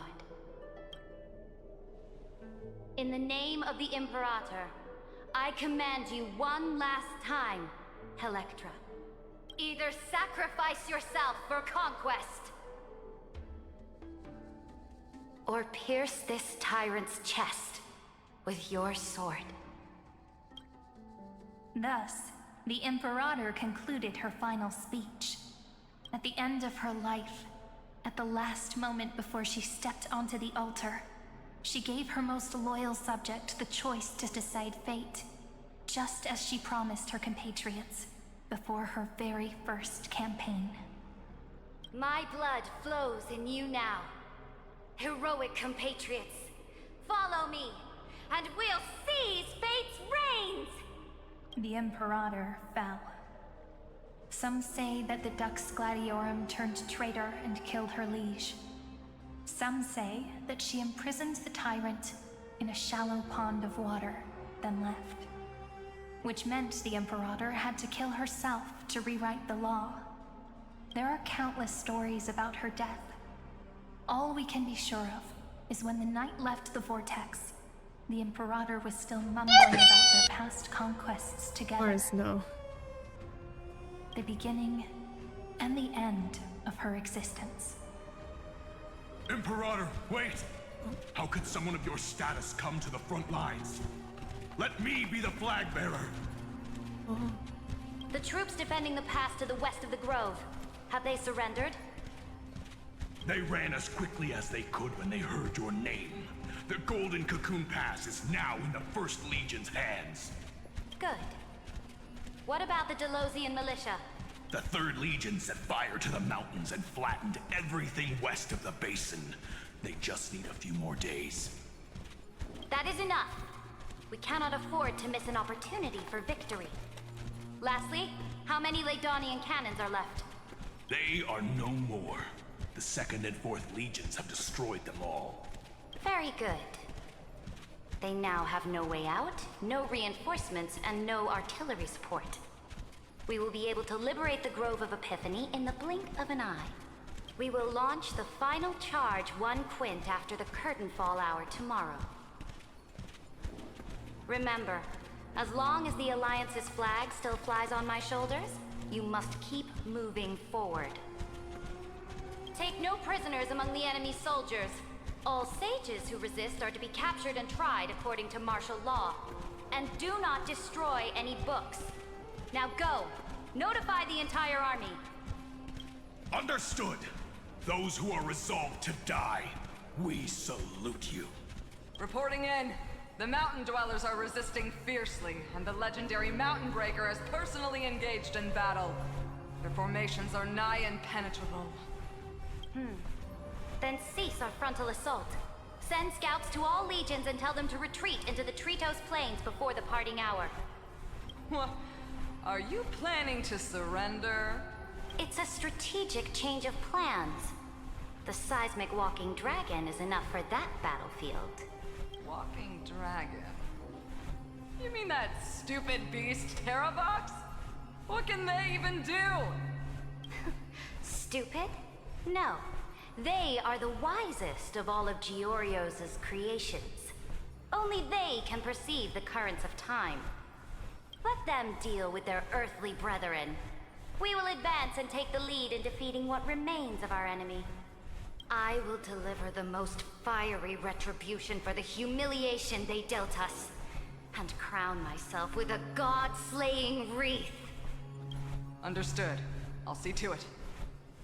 Those who are resolved to die, we salute you. The Temple of the Three Fates sent a letter, Imperator. They refused to surrender, and said this letter is their last warning to us. Tell the commanding officers not to launch any attacks unless they receive the Imperator's handwritten approval. Disobedience will be punished by death. What are you doing? The priests of the Three Fates aren't soldiers, but politicians. Do not mistakenly believe they don't have a plan. These dying pests will wring out every idea from their brains, all for short-sighted gain. They are much shrewder than we are. I am inferior to them in that regard. They also have the prophecy to wield as a weapon, something I am not blessed with.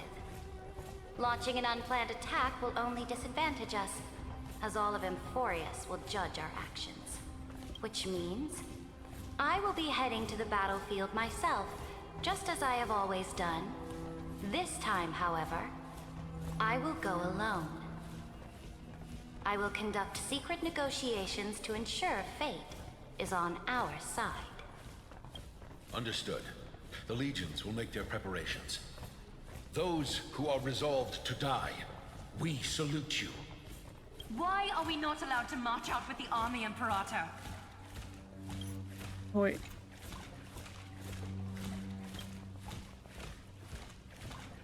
This will be a long voyage with no return. Those of you who bear the prophecy cannot come with me. Why are you personally leading this battle if it's doomed to fail? The Flame Chase journey cannot be without a leader.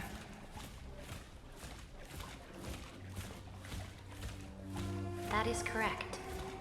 The Empire will be without a head when the Imperator falls.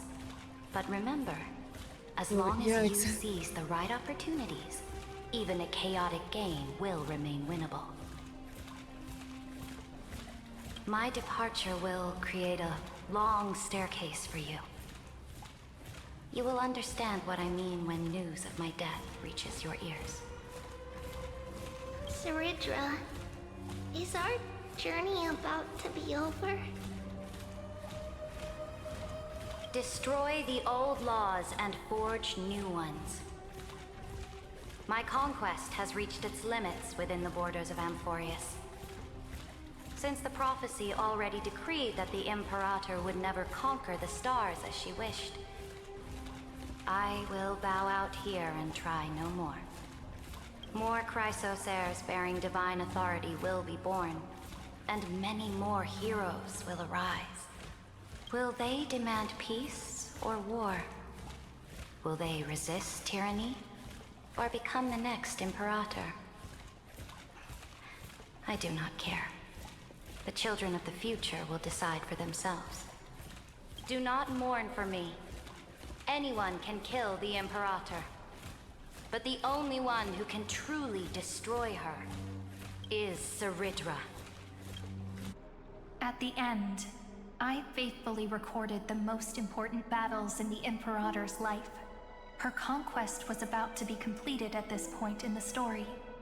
However, for some reason, a memory suddenly entered my mind just as I was about to put down my pen. It was a journey on a fantastical train. I had the honor of having a heart-to-heart conversation with the Imperator under the stars. And I asked her this question at the end of that discussion. How do you want history to remember you? As a hero who gave up her life for the flame chase? Or as a tyrant? She answered so quickly, as if she had made up her mind long ago. I would rather be forgotten than be defined.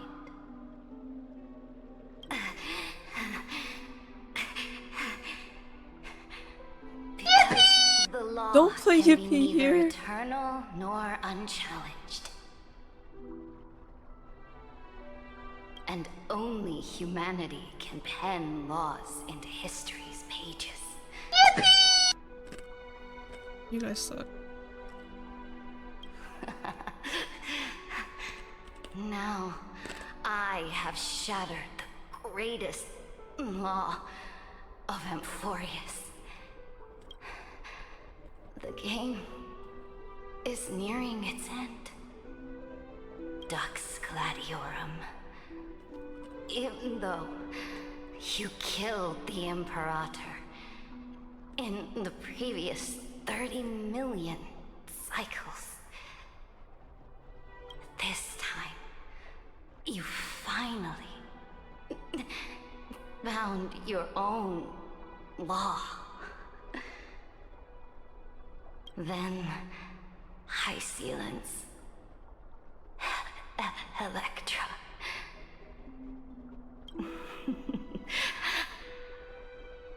I will ask someone to deliver the prophecy's ocean at the boundaries of this world to you. Will you choose to swim into that ocean? I do not care. Do not care.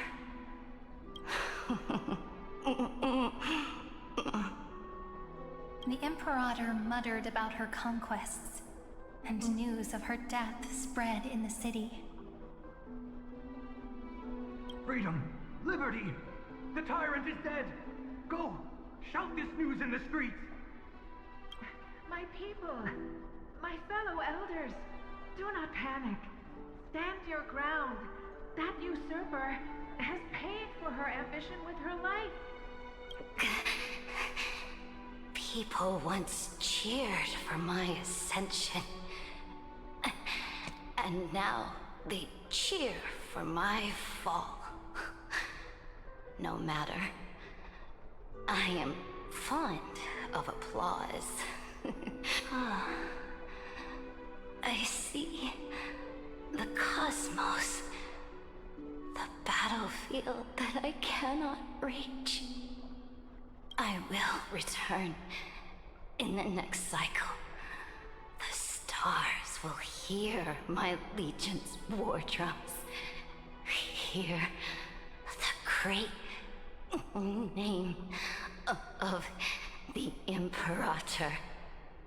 Hear Amphorius's serene. To this day, we do not know which rule the Imperator overwrote at the cost of her life. Perhaps the truth will only be revealed at the moment of checkmate, just like every chess game she ever played. We only know her death inflamed Akama. On one side of the city, those who defended liberty toppled her statues to the ground. On the other side, her supporters put themselves between the masses and her monuments, declaring loudly that the Sovereign is still among the people. It is said that golden blood congealed into the same letters everywhere they fought. It was the name borne by Akama's first and final Sovereign, the Imperator Ceridra. But the one who bore that name did not see any of this. Her gaze was cast far away, and the sound of tides in her ears drowned out the people's cries. What was the Imperator thinking about in that prophesized ocean at the boundaries of this world? In that shallow puddle of stagnant water? Was she reminiscing about her past conquests? Or repenting for the millions killed for the plane chase? It was neither. The Imperator only saw how the surface of the water gleamed like that crude chessboard, dissected by light and shadow in the afternoon when her teacher played against her for the first time. Look at this chessboard.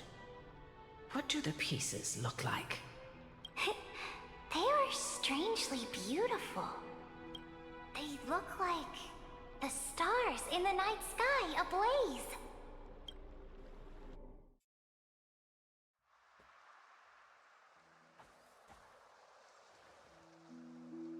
From that page. Texture issue. Emerged an ocean. So vast. So pure. Not a single trace of corruption. Is this Saritra? Electra, my subject. Ever since you walked out of the tainted ocean and pledged yourself to me, I have seen the abyss in your eyes and the emptiness in your heart. That was why I promised you a new ocean, where the Imperator's ambitions would serve as the currents, and loyalty would be its light. Electra, my subject. You have done your duty as my blade. The prophecy has now made its final decree on the road I intend to walk. My conquest is doomed to never reach the stars. But the Imperator never makes empty promises. So take this memory, this ocean, beyond the sky, as witnessed by the Deliverer. This is the final gift that the Imperator can leave for her subject.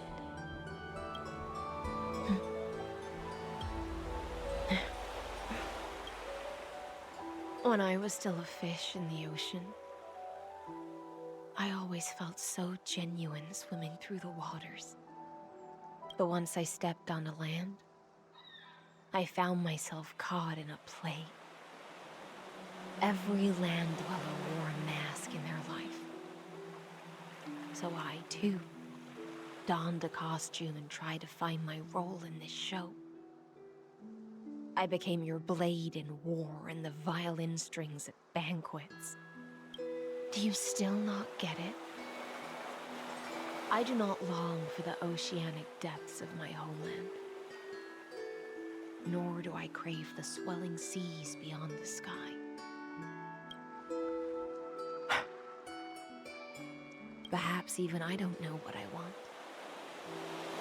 I still don't know where I should swim to even at the end.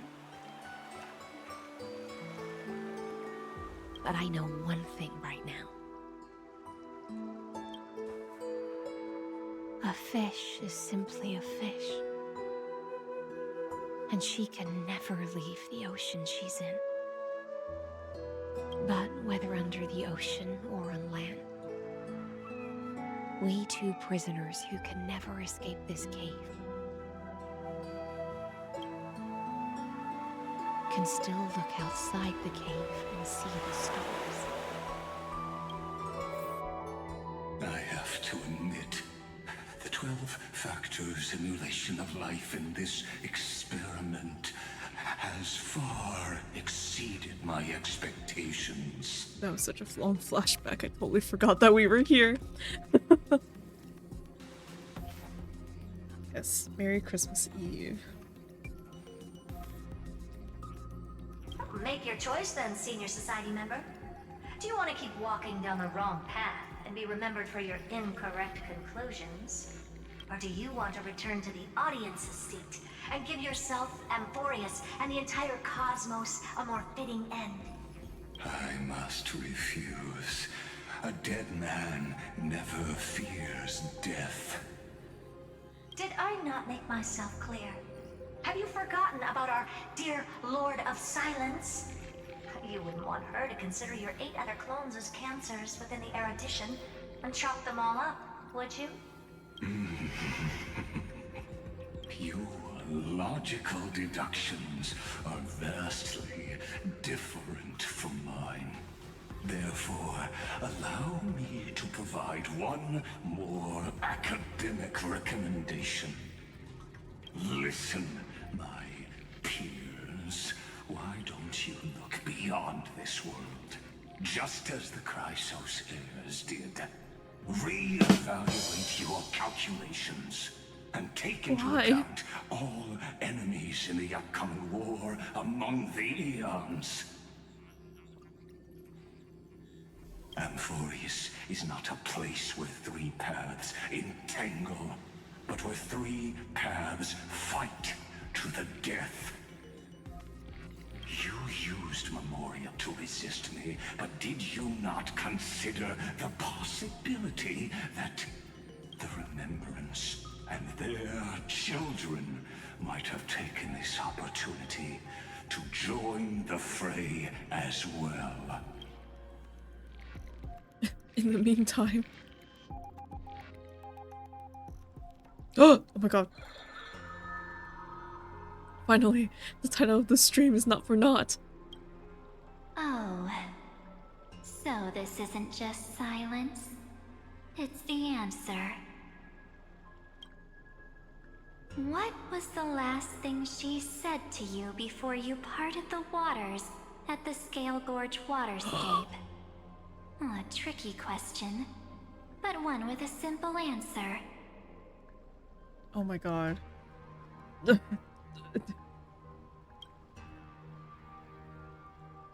She didn't say anything back then, right?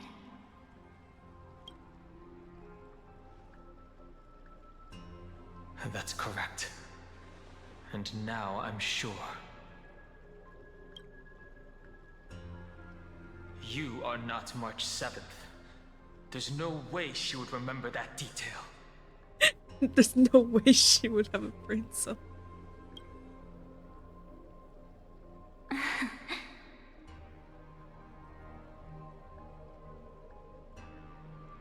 Miko's like, if I had free will, I would have told you word for word what you said.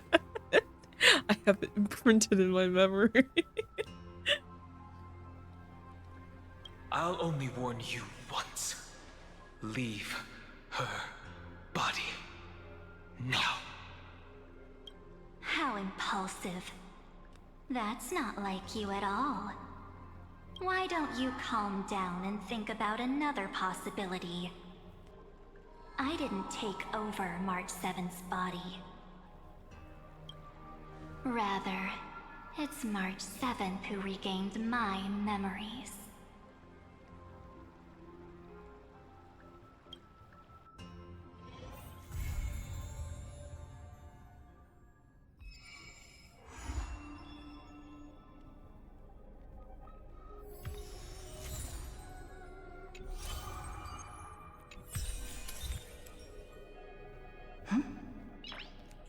I hate it here. I hate it here. Congrats on another cliff. I'm about to jump off of it. Merry Christmas. Here's a cliffhanger. Honkai Staro said your Christmas present from me is psychological torture.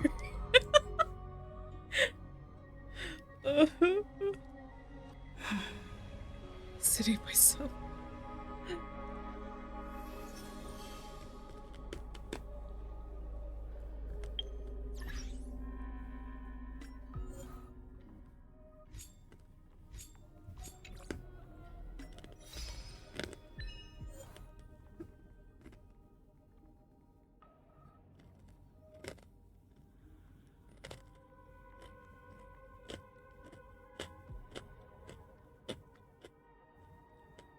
Apologies.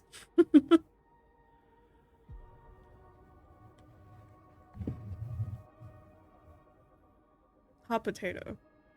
What? Cause an object to remain in the rewind state for longer than 30 seconds. Okay. I don't think I did that, but sure. The world.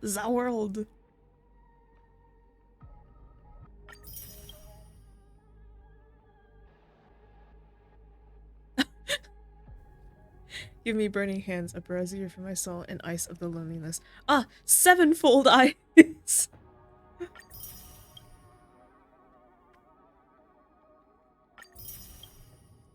This man. Okay.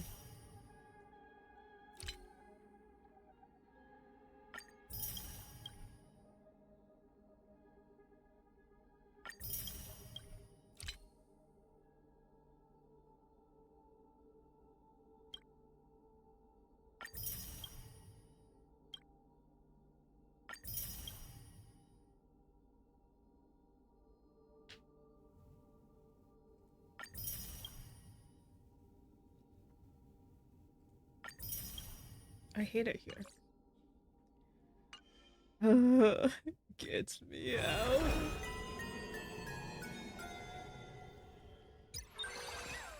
When will I be able to just woo?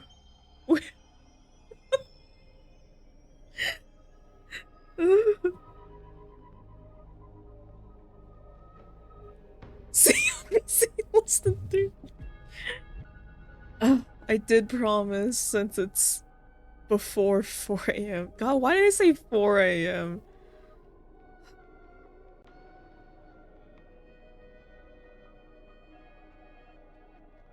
Well, let's see if Miko shows up. Actually, wait.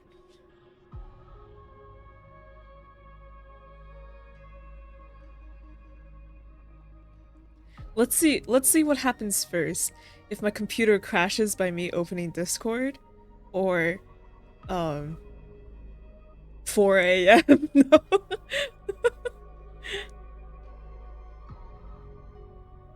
Alright. Oh boy. Oh, memory at 90% usage.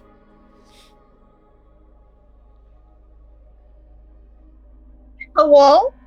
Hi. Let's see how long I can last before my stream crashes. Oh my god. Are you here to yap? Yes. Imagine you said no. Yeah, imagine. I'm gonna use you to cover my ID on the top of the screen. That's fine. I'm just a tool. Yeah, I'm a tool too. I'm covering the ID on the bottom of the screen. Dude. Okay, so what were we gonna talk about? Eon? Oh, like if Eons and Titans reflect each other? Yeah, they do, because like the Titans in to my understanding, the Titans in Emphorius were designed to kind of like mirror, it's to my understanding that they mirror the Eons. But also like there's like several times in Penacony where Stell was like, can you check into my future and see if I'll descend as an Eon? Not descend, ascend as an Eon. Descend. I will descend upon the world. I was already more than Eon. Please downgrade me. Oh, okay. Yeah. So like people do become Eons. My personal theory right now is that Emanator is like the closest being to Eons, and that's the people that end up ascending. That's what I think too. That makes the most sense, since they're the closest to Eons anyway. Yeah, since they have the Eon's powers anyway. So they might become like the next Eon if they, I don't know, if they get good. They get good. If they just put in a little more work.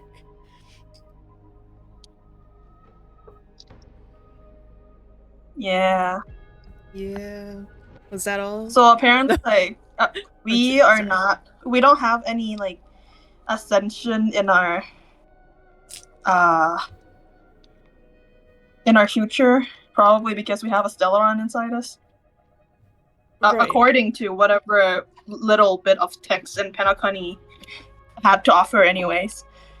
Also, I feel like it wouldn't make sense. Like, it wouldn't really fit for us to do that either, in the grand scheme of things. Or Yeah.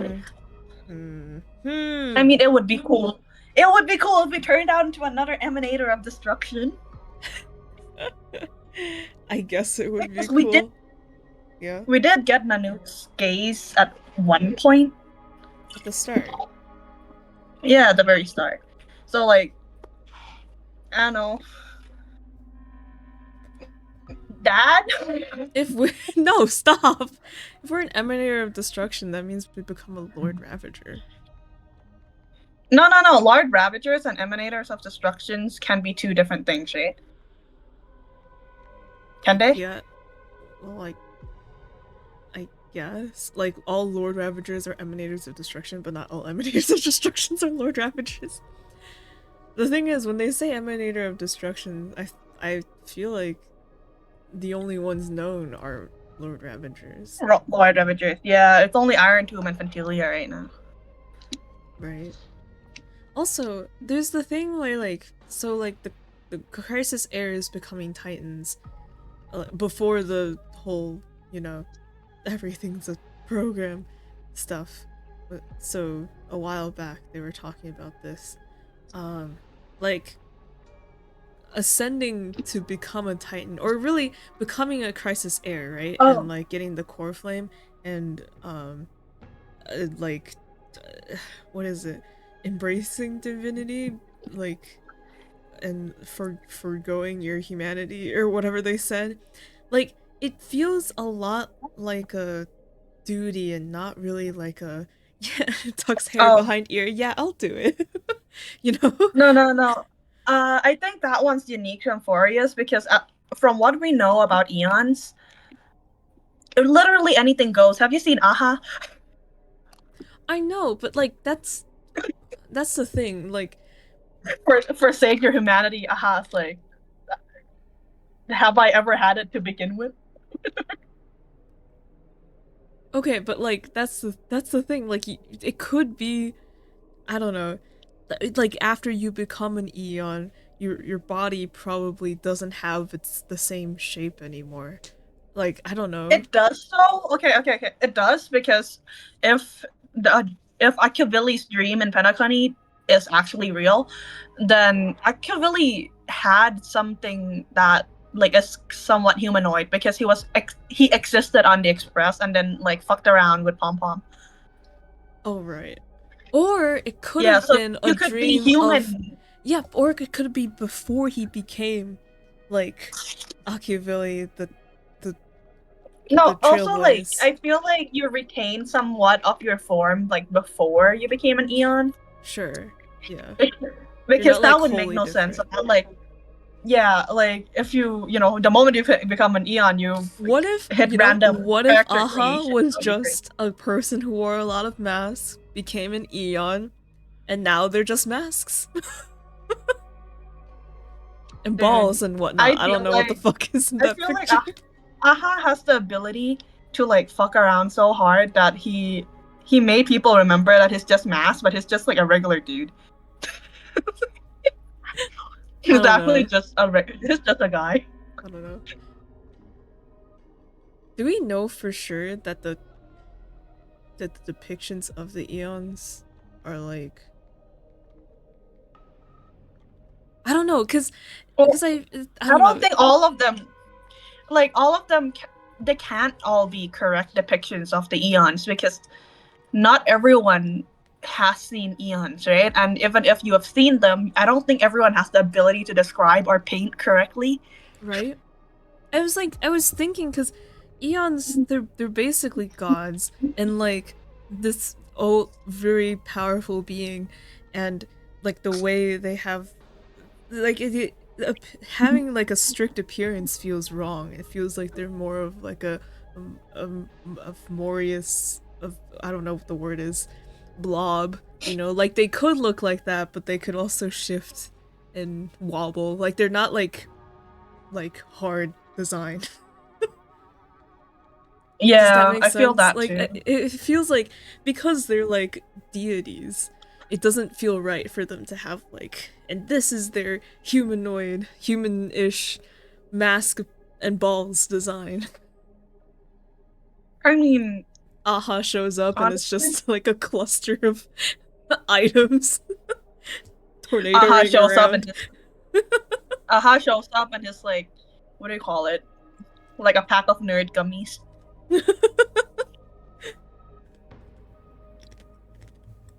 Remember when Nick sent that message where it's like, I wonder if we'll be able to play as Eons someday. Dude, I feel like it'll happen eventually. If we are going down the idea of like, oh yes, like people can ascend and become Eons, maybe you'll be able to, but like not like, because like Ix is like a blob, Aha is a bunch of masks. Dude, They'll probably have like a humanoid form that then No. Gotcha, They were like, oh yeah, you can play IX, and then what shows up is like a fucking slime. Yeah, right. A ball of slime. You just like slime Like, around. You scoot around on the ground.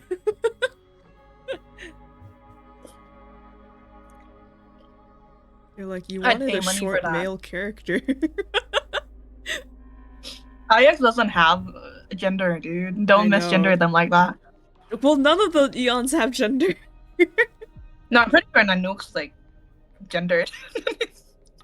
Really? I thought they used they for all of them.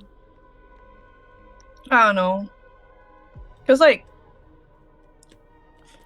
Yaoshi is not gendered, but Lan, the Hunt, maybe. But Nanook and Chipe, at least like physically, they look very gendered. Right. But like, you know, they refer to the Eons with all cap pronouns. And I'm pretty sure it's always they them. Their pronouns are they them, but in all caps. Chipe has always been they them when Sunday talks about her, talks about them. But like at the same time, Sunday doesn't actually talk about Chipe. Sunday talks about Anna the Order. Okay, sure, but like that doesn't mean. And like, there's another question about whether Chipe is they because Chipe is not gendered, or if Chipe just has 3 faces and that's why they're called they. Oh my god. I feel like pronouns are weird. I know. But like, again, like with the, you know, like I feel like Eons are not strictly their appearance as we have pictured them as. If they can shift around and stuff. So are you saying that Nanook just likes having his titties out? Sure. I don't know. His Eon titties of out and destruction. also Every day his he blood wakes up. spilling out. Yeah, every day Nanook wakes up, they look in the mirror and go, I need my titties out. They look in the mirror and say, free to nip. Real.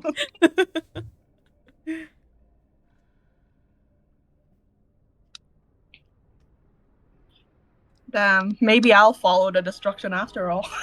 Girl.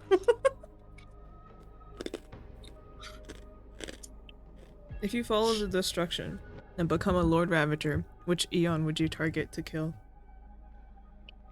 Because I'm a hater.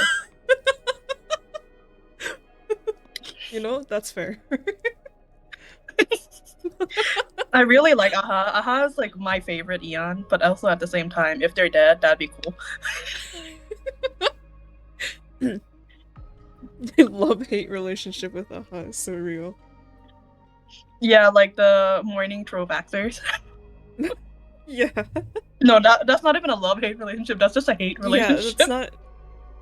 Love-hate is if you combine the two. You're both morning troop and a mask fool. Truly the chaos of all time. No, imagine if it was like a Marsh situation where there's another you inside you, and then that person's a masked fool, but you're a morning actor. There are 2 wolves inside of me. Oh my god.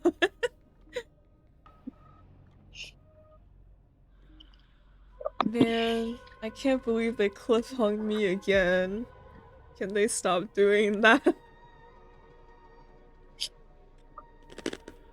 But yeah, I very distinctly remember when you were playing as Dan Hong, like the very first POV shift in the entire game, you play as Dan Hong, and then you were at the Skill Scorch Waterscape, and then there was an option for you to talk to the Trailblazer, and you talk to March, and March says something, and it, like, oh wow, that's your hidden power. I knew you had a hidden power. That's so cool. That's so great. Whatever. Blah. And then you go talk to the Trailblazer, and they're not saying anything. It literally writes down, they're not saying anything to you. And I'm like, oh, did they really not say anything? Yeah, they actually wrote down they didn't say anything. Oh. Or like they have nothing to say to you or something. I distinctly remember that happening. I just remember because Dong-hun said Dong-hun asked that question before, right? In like all the patches before this. In the main story before this. It was like when they first went into Strife's Core Flame trial, and Dong-hun asked, it was like, what did you say to me after I parted the waters and Scale Force Waterscape? And then Trailblazer's answers was just like, huh? I don't fucking remember. Yeah. So when you said like you said nothing, I was like, oh, is it just because we didn't remember? No. It's actually because they said nothing. Like they actually said nothing. I think the text like was actually something along the lines of they're uncharacteristically silent. Oh, I see.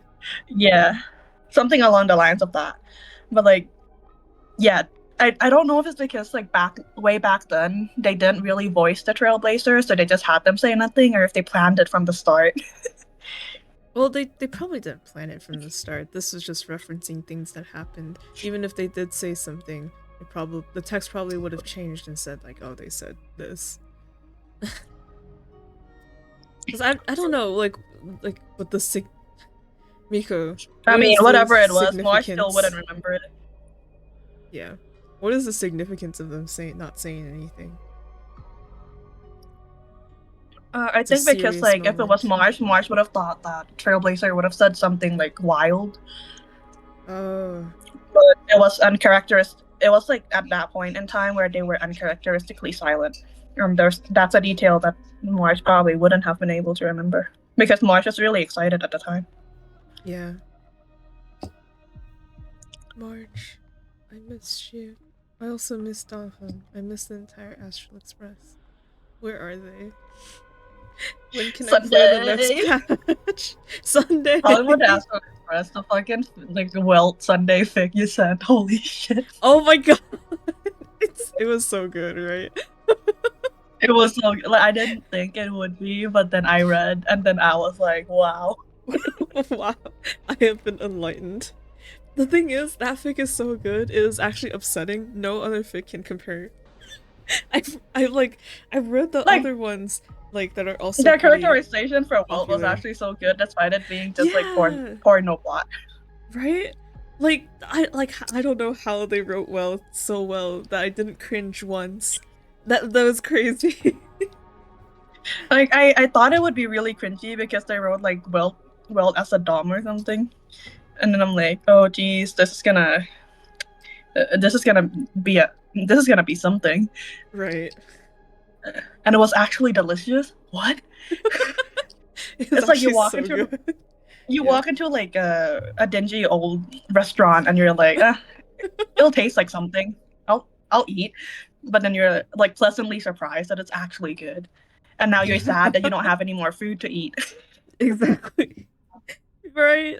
And nothing else can compare. Nothing tastes as good. It's so sad. Yeah. I still have to check. Oh my god, I forgot to check.